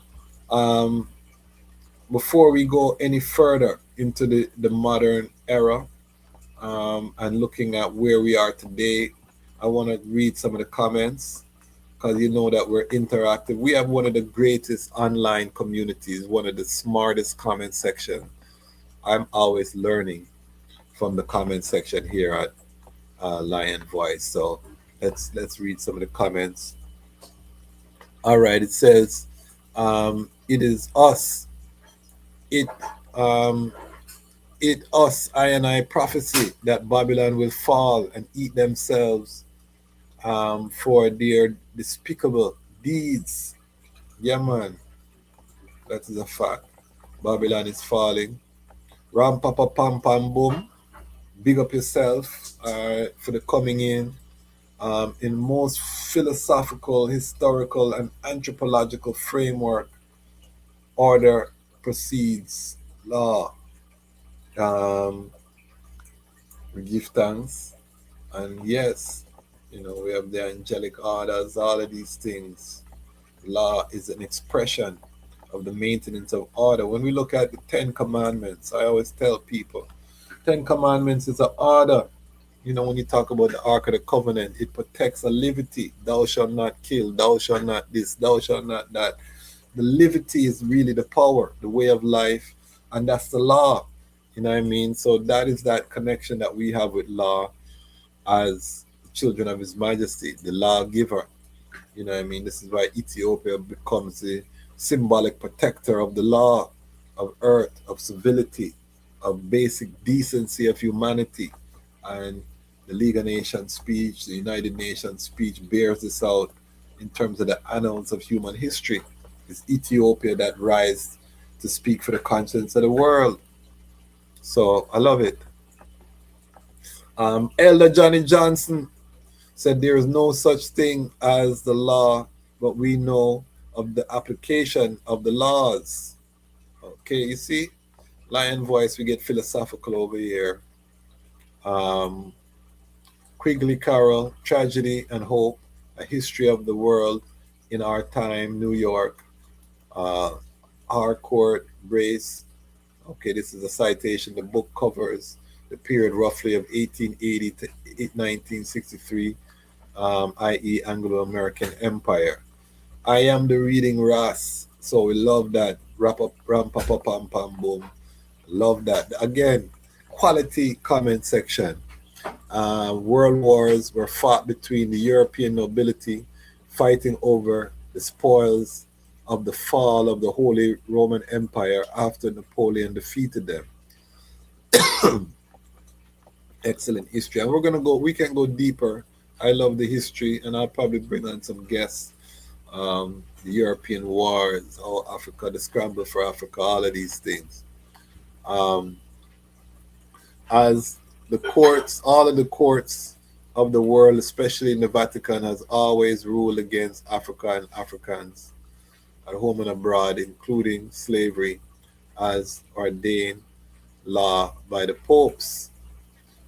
Church, and that's important. People don't know the Catholic Church started the transatlantic slave trade by decree, declaring slavery as just. You know what I mean? And this was an extension of the Roman Empire. Note reparations, what they paid. Yet Germany was able to create the biggest army in Europe in 13 years. Tanks, planes, trains, guns, ammunition, etc. And Germany is now taking out loans to rebuild that military might. So this is for the preservation of the Anglo-Saxon Empire. They're coming together to preserve, what they perceive as the white supremacy, domination, global hegemony, because in their natural state they fight against them one another. So serious times ahead, family. Three cousins, World War One, are King George V of the United Kingdom, Kaiser Wilhelm of Germany, and the Tsar Nicholas of Russia, whose familial ties influence the political landscape leading to the war. Very true, Kaiser van Wilhelm. All of them people there were related, you know what I mean? Queen Victoria was, I can't remember the relation with Kaiser, but the whole of them are family. It's a family feud, i.e. fighting over who would be the new emperor of Christendom. And that's very important because it shows you why they gang up against Ethiopia. Because Ethiopia's claim to be the seat of the throne of David was like a wrench in their whole worldview that they painted as the arbiters of Christendom. So Ethiopia had to go from that time. And that's why the Catholic Church set its eyes on Ethiopia to exterminate the throne of David, because remember the Catholic Church has the throne of Peter, and they say that the throne of Peter has primacy over the whole Christian world. So having a place that has the throne of King David, which the whole Bible from the kingdom period speaks about the covenant sworn unto David, and that it's from the throne of David that the salvation and the redemption come from.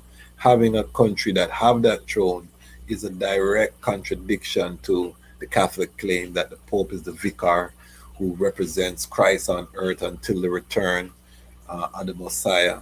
And this is why you see Yeshua so important, because when he was talking to Peter, the only time he said, "Get thee hence, Satan," is when he was talking to Peter. Peter become the first pope, with them hang him upside down, crucify him upside down. But Peter was the one who ruled the church in Rome, and it was from the throne of Peter that Vatican reign, slavery, white supremacy spread through the four corners of the earth. So it's very important that I and I know them history there. And these Europeans before the Protestant Reformation, most of these European leaders were had to pledge fealty to the Pope. The year before 1919, Regent Tafari signed a commercial treaty with the U.S. Yes, a treaty of friendship. The EWF talks about that a lot. Or prophetically, did him join the league or create, bring I into being this idea by his presence? Or prophetically, did him join I the league or create, bring I into being the idea by his presence? That's a good sound. I think it's a good possibility. I think the Great Depression and those things were impacted by the coronation of His Majesty. Because remember, these elites always are watching Africa, always are watching I, always are. So the legend of Ras Tafari would have been in Europe long, long, long before he ever visited in 1924 for the first time. From 1916, big up Ras Negos Atu, who has a article that he found in New York from 1916 about the ascension of Ras Tafari to the throne, from 1916. So the international press was watching Ethiopia, they knew the legend, and so knowing that the Prince of Peace is there, seeing what he's accomplishing from the Solomonic bloodline in Ethiopia, probably caused them to come into this covenant of the league. It says that why do the heathen rage? The people imagine a vain thing. False kings of the earth set themselves together, saying, "Let us cast away their cords from us." And Psalm 2. He that sitteth in the heaven shall laugh. He shall have them in derision. You know what I mean? So it's not far-fetched to think that these actions, these moves are being made in response to the uprising of His Majesty in Ethiopia. The conqueror has come. The Third Reich, the Germanic realms, is a reference to the Holy Roman Empire, which was established by Charlemagne, the grandson of Charles the Hammer.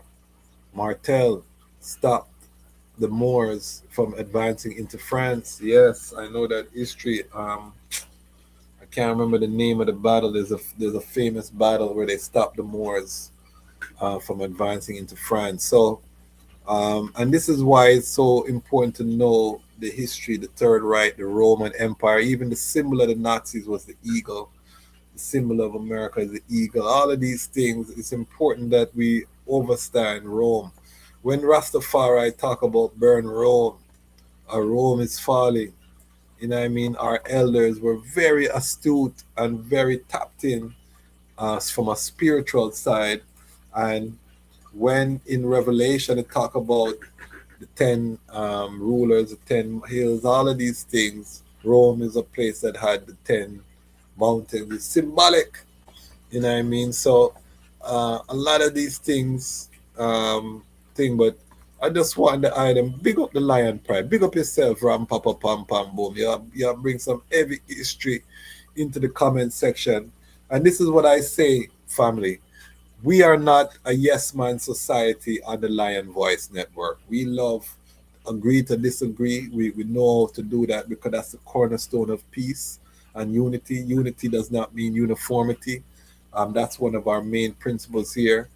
And we encourage, as long as there's no disrespect, a man can come and disagree with everything what we are saying, and we still love them. You know what I mean? Because it's reasoning, and we're here to sharpen the sword and to learn and to know we can't all be the same. And if we are gonna welcome our Pan-African and work with our Pan-African family, then we're gonna have some disagreements because the Pan-African man them don't feel like His Majesty is Almighty, but that not gonna stop I and I from work with them.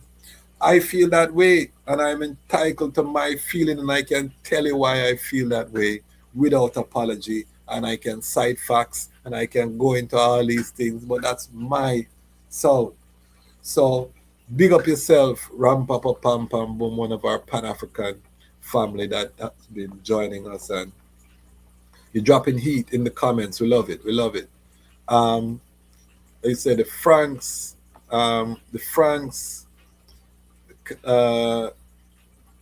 the Carolingians, and the Monrovingians. I don't know them history there, so even myself, I have to go do some follow up with that. If you love what you're seeing, press the like button. Let's spread out the algorithm. Give thanks. Give thanks. We have renowned attorney Kasati Shillingford. Was not just the only African, but the only Southern Hemisphere country, talking about Ethiopia's admission into the League of Nations. The Magna Carta's influence on Eurocentric international law is significant due to its foundational principles, justice, liberty, and governance, i.e. 1255 CE. And the Magna Carta, the main thing was the whole principle of habeas corpus, and the fact that you had a right to hear evidence against you. You had a right to, your day in court and be able to defend yourself. This was so important. These things were revolutionary because back in the day, the king could just decree and you're gone. 1215 CE. All right. All right, Sister asks, Ram Papa Pam Pam Boom, what order? So I love it when the reasoning is happening in the comments. And we're going to get forward. I just want to read a few more comments. You mean my first comment about order before law? Militaristic order is a prerequisite necessary to establish law. So again, law rests on enforcement. So what the brethren is saying is not out of whack, it's serious. We are going into the death of international law. We talked about the United Nations. We talked about His Majesty, the hopefulness in the 1960s. Now we have to talk about the failures of the UN. The old law, the old world order. But what that did though is that even when these nations were doing illegal acts, they had to pretty it up so that it could fit, the spread of democracy. You would hear that freedom, all of these things that in the colonial era, the scramble era, were not used. They had Christianity, commerce, and what were the three C's? It was Christianity, commerce, and something else that they used to justify the scramble. It was democracy and freedom. neocolonialism. Right now, again, they are literally, we have US officials using terms like law of the jungle, might overwrite, these kind of things that are being used. So we're watching the unraveling of that old world order that His Majesty advocated. And we are just talking now with the US invasion of Venezuela, regime change. Um, this was very similar to the civilizing missions of the colonial period. When we were going in there, these people are doing things we don't like. We call them criminal. We call them whatever. We invade their sovereignty. We remove them. We put in our own people. Russia and Ukraine, the same thing. Um, using their own personal interest to annex territory outside of the framework of the UN as a major power. The shadow wars, Iran, Syria. We have strikes, bombings um, that are against the UN Charter, Provision 2 and Chapter 2, Section 4, against the prohibition of the use of force. These things are no longer there. We have bombing of Nigeria again, no sanction. Um, these are the things that are happening, family, in open. Um, it's very disturbing. So that begs the question: where are we? What does that mean for Rastafari Pan African family? The fact that international law is no longer a restraint on power, on might is right. Again, it means that we must come together urgently. Those communities, those people who are not solid, and when I mean solid, I mean cooperative economics. I mean being able to move to secure your interests outside of what government can do for you, because government priorities, when this happens, is only to serve those at the top. The rest of the people are going to have to just get what them get. They are cattle to be shifted, to be moved, to be harnessed, to be used. The people who will have say are the people with the means, and it sounds harsh, it sounds unfortunate, but it's the reality. And so we have to come together economically. Um, this means our businesses, our business people, um, our because these are the people that are going to have to secure our food supply, um, ensure the food sovereignty, Rastafari, Pan African food sovereignty, making sure that we have safe spaces that we can go to. If I want the people look at Ukraine right now. Ukraine, the whole country is in darkness pretty much.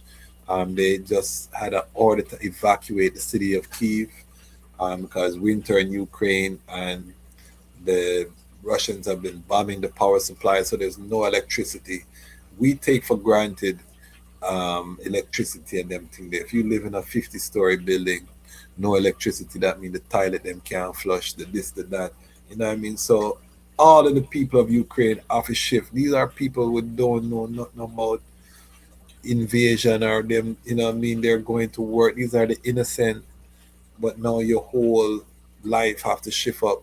So this can happen in any theater right now because of the shenanigans taking place. When you have this global conflict and break down the international law, war can pop up anywhere. And so what we are saying to our Rastafari Pan-African family, if it pops up in your region and you're impacted, shipping is down, where are the spaces that we go to ensure that our families are preserved? Are we making those types of preparation? The IDMC in Ghana, the Kazi Institute, is a proof of concept of something that could be done. But Kazi can't, everybody can't fit a Kazi. Everybody can't go to Kazi in Ghana. But we should be having these types of facilities all over or wherever there is Rastafari, Pan-African people, we should have facilities that are fully off the grid, that are food sovereign, that have food, that have seed bank, seed storage, application. We need to start taking our money out of the banks because, especially those of us who live in the West, the fiat currency is going to lose its value. It's losing value. But one of the wars that's being fought now is an economic war. So you have what's called de-dollarization happening. The global south, they're going to be trying to weaken the US dollar to constrain the US power around the world. They're going to try to circumvent, go around the US dollar. Japan and China are two of the biggest creditors. So if they start ease off the US dollar, that means inflation at home. All these dollars start coming back. Nobody's buying the treasury and the bonds. So the money and the value disparity that we have now, where $1 is so much in some African countries, that may not always be because Africa is moving to a gold standard, meaning that African money is going to have real value even when the dollar in the West fall because it'll be backed by commodities. So what we need to be doing right now is transitioning our assets in the West, converting them to real touchable assets in, equipment, land, precious metals in Africa, stores of wealth, to prepare for the long winter that is coming where the earth may be plunged into a global conflict. And when the earth is plunged into the global conflict, do you want to be in Ukraine, aka New York City, in the middle of winter when gas gone and everything shut down? Do you want to be in a place like that in Toronto, in Chicago, when war come and America and Russia fight? Because it might be a conventional war. They fight with each other for a while before they start lick off nuclear. Do we want to be in these big cities? We want to be in a tropical place. You know what I mean? We want to be on a tropical continent, preferably where we can grow food, where we can be outside of the city centers, where we can weather this global push for annihilation. That's how serious it is. So when it's a come out of her, my people, as Rastafari, prophetic people, it's never been more serious now. A lot of my family in the Caribbean used to think, yeah, man, Caribbean is Zion, and you know what I mean, we're not left, but we see with this doctrine, the Caribbean declared, is Caribbean now become part of the war zone? You know what I mean? And there most likely will be an insurgency movement that rises to oppose the lack of sovereignty. Um, but again, you have to ask yourself, do you want to be living in a war zone? So all of these things are very serious. We're in that stage of living where you have to ask serious questions because your decisions will have potentially massive implications in terms of the coming years. Stability is leaving the earth because in the absence of law, you have chaos.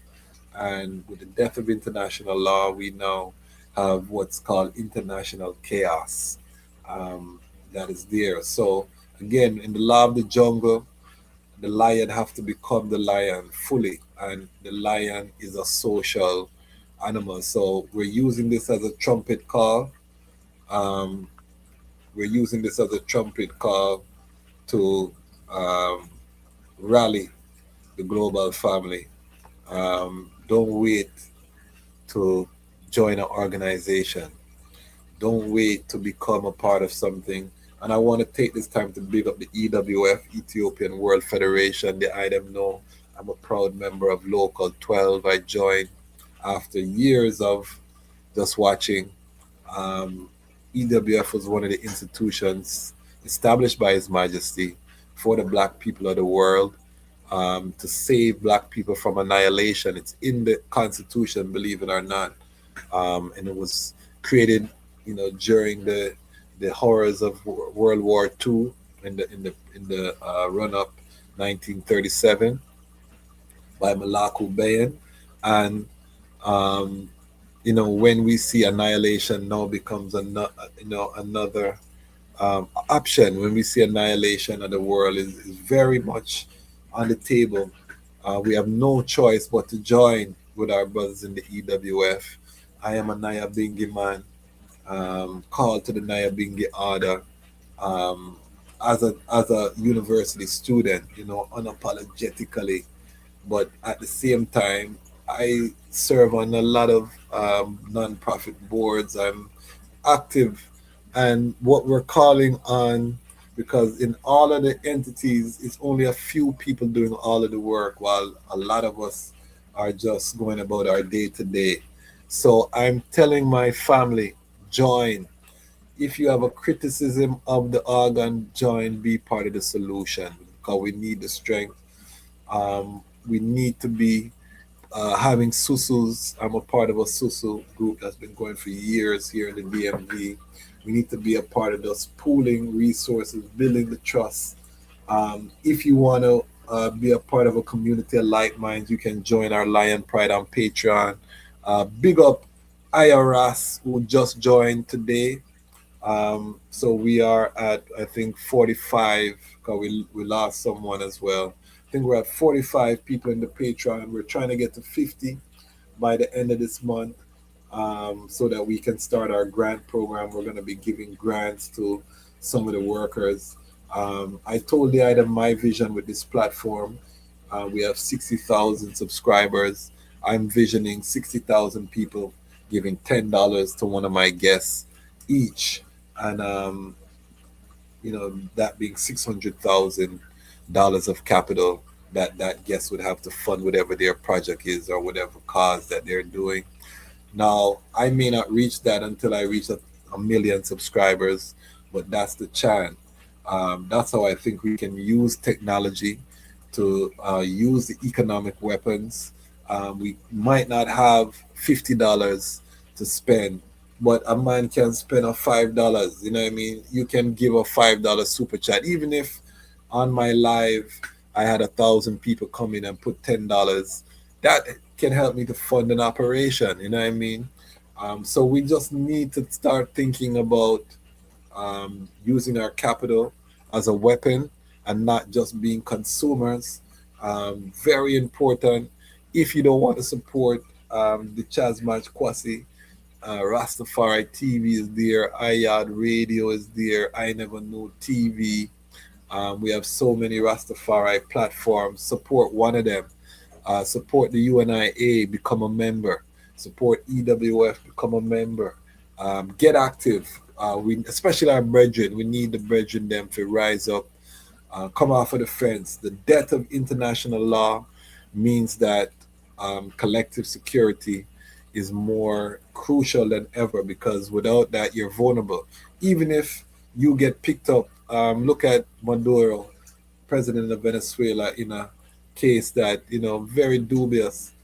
If you don't have the international attention and the pressure and the leverage to leverage that, someone pick you up and you're a lone wolf or a lone lion, you're gone, and nobody there to advocate for you. You know what I mean? So, very important to be a part of something larger than yourself. Very important to move our you know what I mean? All of that is so important. You know what I mean? All of that is so important. So we need to really just rise up and do what we have to do and come up with this solution. So, in conclusion, the death of international law, the UN has failed. Um, and if you ask the people of Gaza, who have been undergoing what, in all intents and purposes, is a genocide, um, what has the UN done for them?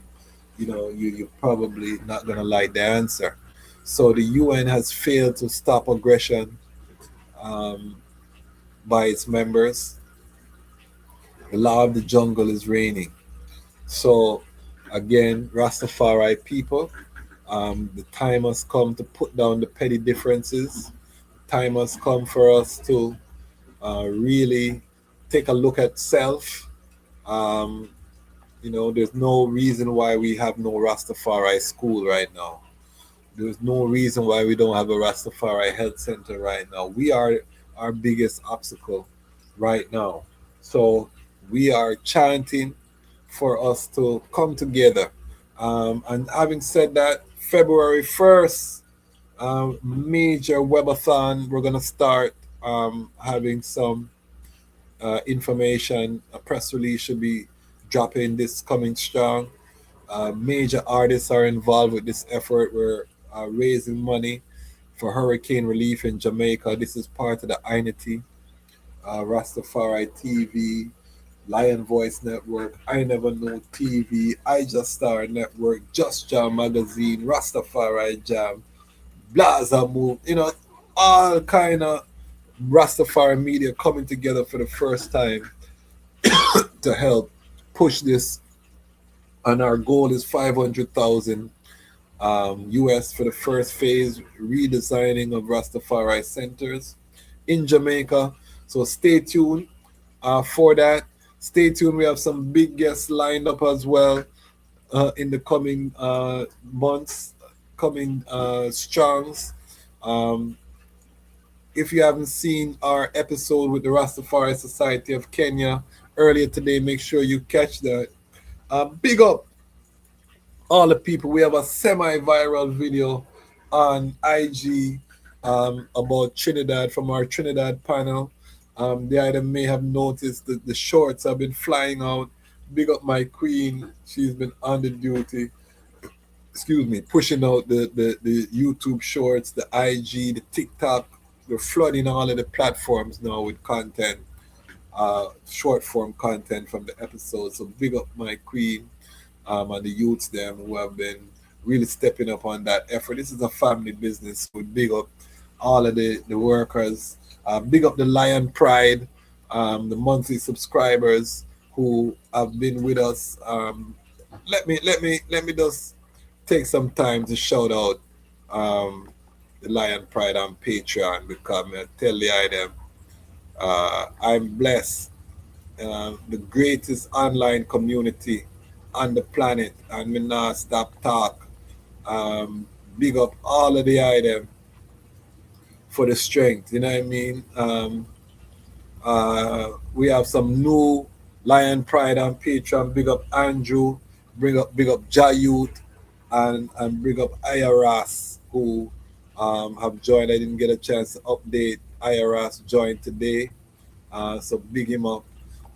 Big up our Ubuntu Lion Pride members. We had two new members who joined the Ubuntu Lion Pride, and that is David Sebastian, and we had Ras Super.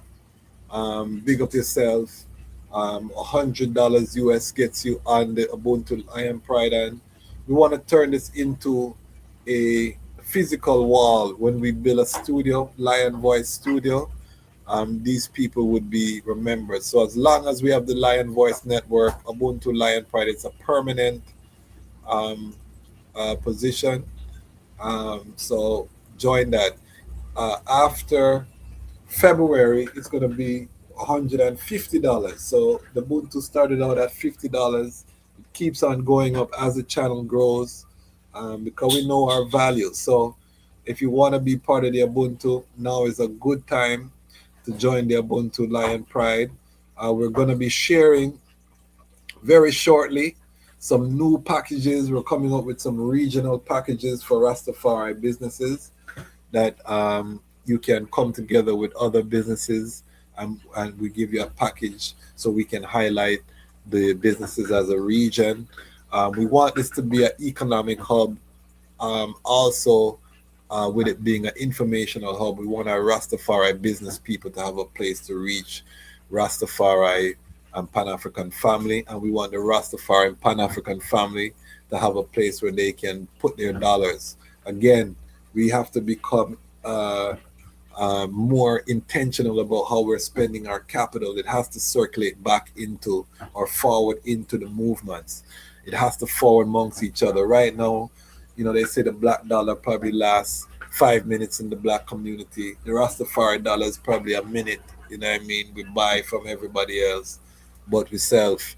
So we want to change that, just as we have helped to change the perception that Rastafari is not doing any work and that we just smoke and listen reggae music. If you watch this channel, we kicked down that stereotype long time ago. The amount of works, the amount of highly skilled, highly intelligent guests that we have had on this platform shows that Rastafari are in high esteem. No rascal, just truth and rights. So we're doing our job. If you want to be a part of the movement, join the Lion Pride on Patreon. Do something. You don't have to, as I said, be a part of I, but you can do something. You know what I mean? We are here. We're not gonna go anywhere. We're just getting started. Um, we have a lot in store. Stay tuned. And that's where we are. Debt of international law. We went through the founding of the League of Nations. Went through United Nations. We're talking about where we are today. It's very clear that we are in the law of the jungle. Might is right. We've returned to where we were prior to the establishment of the United Nations, the precursor to World War One, World War Two. I have said it. World War Three has already started. The lines have been drawn. Oh, before we go, I want to address geopolitics and ram papa pam pam boom. You made a comment about AES and Russia. I think you said Russia. AES is a Russian proxy. I want to address this because I think it's very simplistic and it's also undermines, it's a narrative that's being used to undermine the AES brethren them. Do the AES have an alliance with Russia? Yes. To call them a Russian proxy, yes, this is what I was looking for. Ram Papa Pam Pam Boom say AES is a Russian proxy movement. No. If you listen to Ibrahim Traore, he would tell you when France was in charge of the nation, they had to borrow their weapons as the Burkina Faso military. They would borrow guns from their neighboring countries and they would go out on missions. So the army and the military was so poor when France was supposed to be the patron that they didn't even give the army weapons. So in order, if I'm going to kick out a man like that and I don't have my own weapons, I would have to make a deal with a counterbalancing power. And that is what the AES have done. I can't fight France, USA with their satellites. We know that they are arming the jihad enemies them, and you want to put me in a fight with them, and I don't have the equivalent. I have to make a deal with someone. His Majesty did the same thing when dealing with the British. The British tried to take over Ethiopia after the Second World War, after they helped with the liberation against Italy. And His Majesty had to bring in the Americans. You know what I mean? Start doing deals with the Americans so he's off of the British. And when the Americans started to assert themselves, he was doing deals with the Russians.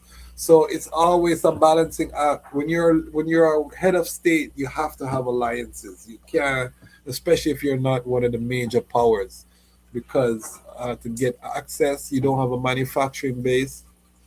To get access to the weapons to defend yourself, you have to do business with the people who have the hardware. So calling them an enemy, a proxy, I think it's very simplistic, and it undermines the tactical brilliance of these brethren. You know what I mean? These brethren, I've been watching them for some time. They're doing what many people talk about, and they've been able to accomplish way more than many of our freedom fighters before us. Does that mean that we trust Russia fully, or that we trust China fully? They Russia and China have their own interests, and I've been very clear about the whole BRICS. Because when I see BRICS and I see them having them big power meeting, I see India, Russia, China. I don't see no black man at the table.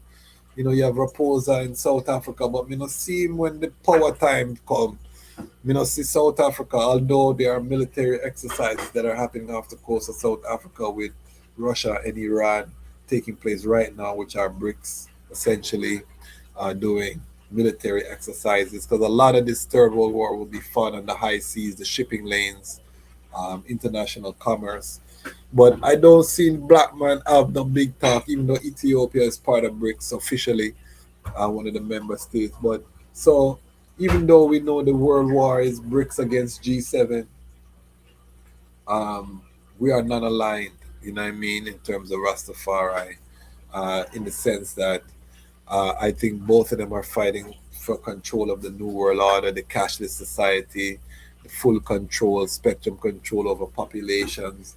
I don't really see, because you go Russia and you have a spliff tail, they're going to lock you up for, you know what I mean? So, as Rastafari, we not comfortable with none of these people um, ruling over I and I. I and I want to rule our own destiny as Africans. Let Africans control, because as the Kenyan brethren said, herb was being used in Kenya millennia, you know what I mean, before it was outlawed by the colonial legal system.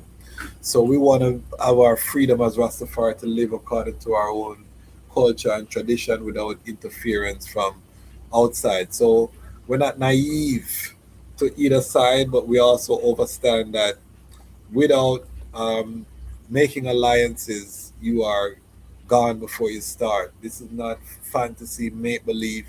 When they set up proxy armies to come on top of your government, they're not coming with um, water guns. You know what I mean? They're coming with real arms. And if you don't have the capacity, um, you are going to fall. So I wouldn't call AES Russian proxy, but they do have to be careful over reliance on Russia and China. And they're doing that because from you see these brethren establish their own bank, their own development bank. That tells you everything that you need to know about these brethren. These brethren are not coming to be controlled, because they could just be, in the past, when you look at these revolutionaries, they get loans from Russia, China, but these brethren are setting up an institution where they can get their own loans backed by their own minerals and their own commodities. So AES, I mean, the story is still being written. They tried to assassinate Ibrahim Traore, but let's not undermine these brethren when they are making powerful moves wordically as Pan-Africans. Make we pray for them and yes, hold them accountable. But just the fact that they have an alliance with Russia does not make them a Russian proxy, Russian stooge. These people have independent thought. It's just that India, Russia, China are not putting the type of colonial stipulations on African nations that the G7 are putting. So most of Africa is going to align in the BRICS category, with the exception of Ivory Coast, Nigeria, some of the other countries that have been captured politically. So we're watching. But I say all of that to say, again, the message is unity. Unity is the accepted goal. In the absence of international law, collective security is the only form of security. The lone lion, lone lioness, Iowa is over. They go to work. It doesn't affect me. Is over. Chaos is on the horizon. The only way to protect yourself from that chaos, to insulate yourself, is to build strong community, is to build strong connections with like-minded ones, is to build your economic base, is to ensure you transfer assets into touchable assets, land, equipment. Can we survive the power grid being bombed and not having access to the main grid? These are the questions that will define the next 10, 20 years of this great war. And with that, I'm on seal Stay tuned. This strong coming up. New episodes, new guests, new vibration. We're growing and we will not stop. Why? Because the time has come for the lions to tell our own story. And this is what? The lion voice. You the eye? Selassie I the first. Greetings, Rastafari, Haile Emperor, the King Selassie I, the first, the perfect balance Empress Menin. This is first man for Rastafari Indigenous Village, recognizing, accepting, promoting Lion Voice. Yes, the voice of Rastafari, speaking about Rastafari, educating Rastafari, preserving, protecting Rastafari. Give thanks. Aye, Rastafari, mighty. The fittest of the fittest shall survive. My people, open your eyes. Wake up. Blessed love, this is Queen Omega, representing for all lions and lionesses. With the lion's voice, we come to tell our story. Rastafari, live it. Hey, the lion's voice, Rastafari. Blessed love, this is Ras Tafari representing for the Lion's Voice. Seeing? Yeah, man. Keep it locked right there, sir. On to Zion we go. Lion voice don't move slow, no. Rastafari rules and reigns, and we're going where the blessings flow. Keep it locked right there, sir. Seeing? Ras Tafari said that. Lion's Voice. I'm Nana Farika. The time has come for the lioness to tell her story from her viewpoint and tell the world who Queen Omega is. This is the lion's voice. Greetings, this is Junior Martin of Bob Marley and the Wailers. The time has come for the lion to tell his story. And we have here the lion voice. So listen in and get nourishment for the stomach and for the head cup. Jah, Rastafari. Give thanks, Give thanks and praise every time. Great honor, great honor. What are you waiting for? Come together, calling from near and far. Know who you are. What are you waiting for? Rally up, it takes the dust. What are you waiting for? Ancestors paved the way for us. Yes, I am Ketis Oyonde, asking, what are you waiting for to come together? The time has come for the lions to tell our own story. This is the lion's voice. It's AWTITUDE representing for Lion's Voice. Yes, massive. This is the time for I and I, the lion them to tell I and I story, our story. Yes, and we reign and rule like this. Reign and rule, yeah. Selassie I reign and rule. You can't take the lion vibes, people. If you no fool, cause we know Selassie reign and rule. Reign and rule. Selassie I reign and rule. Queen Omega drop them in the fire, pull from them no Queen Omega, she reign and rule. Royal Kushite, ancient essence, Emperor Selassie in a majestical presence, flash of all sevens, projecting through I and I events. We sing a song for the king, we bring joy and blessing and overstanding, yeah. We hear Jah every day. Hey. Reign and rule, yeah. Selassie I reign and rule. Yes, I lion vibes, Selassie I reign and rule. Attitude say that. Boondocks, Black Organization of Global Diplomats optimizing expressions to the world. Till the world, till the end.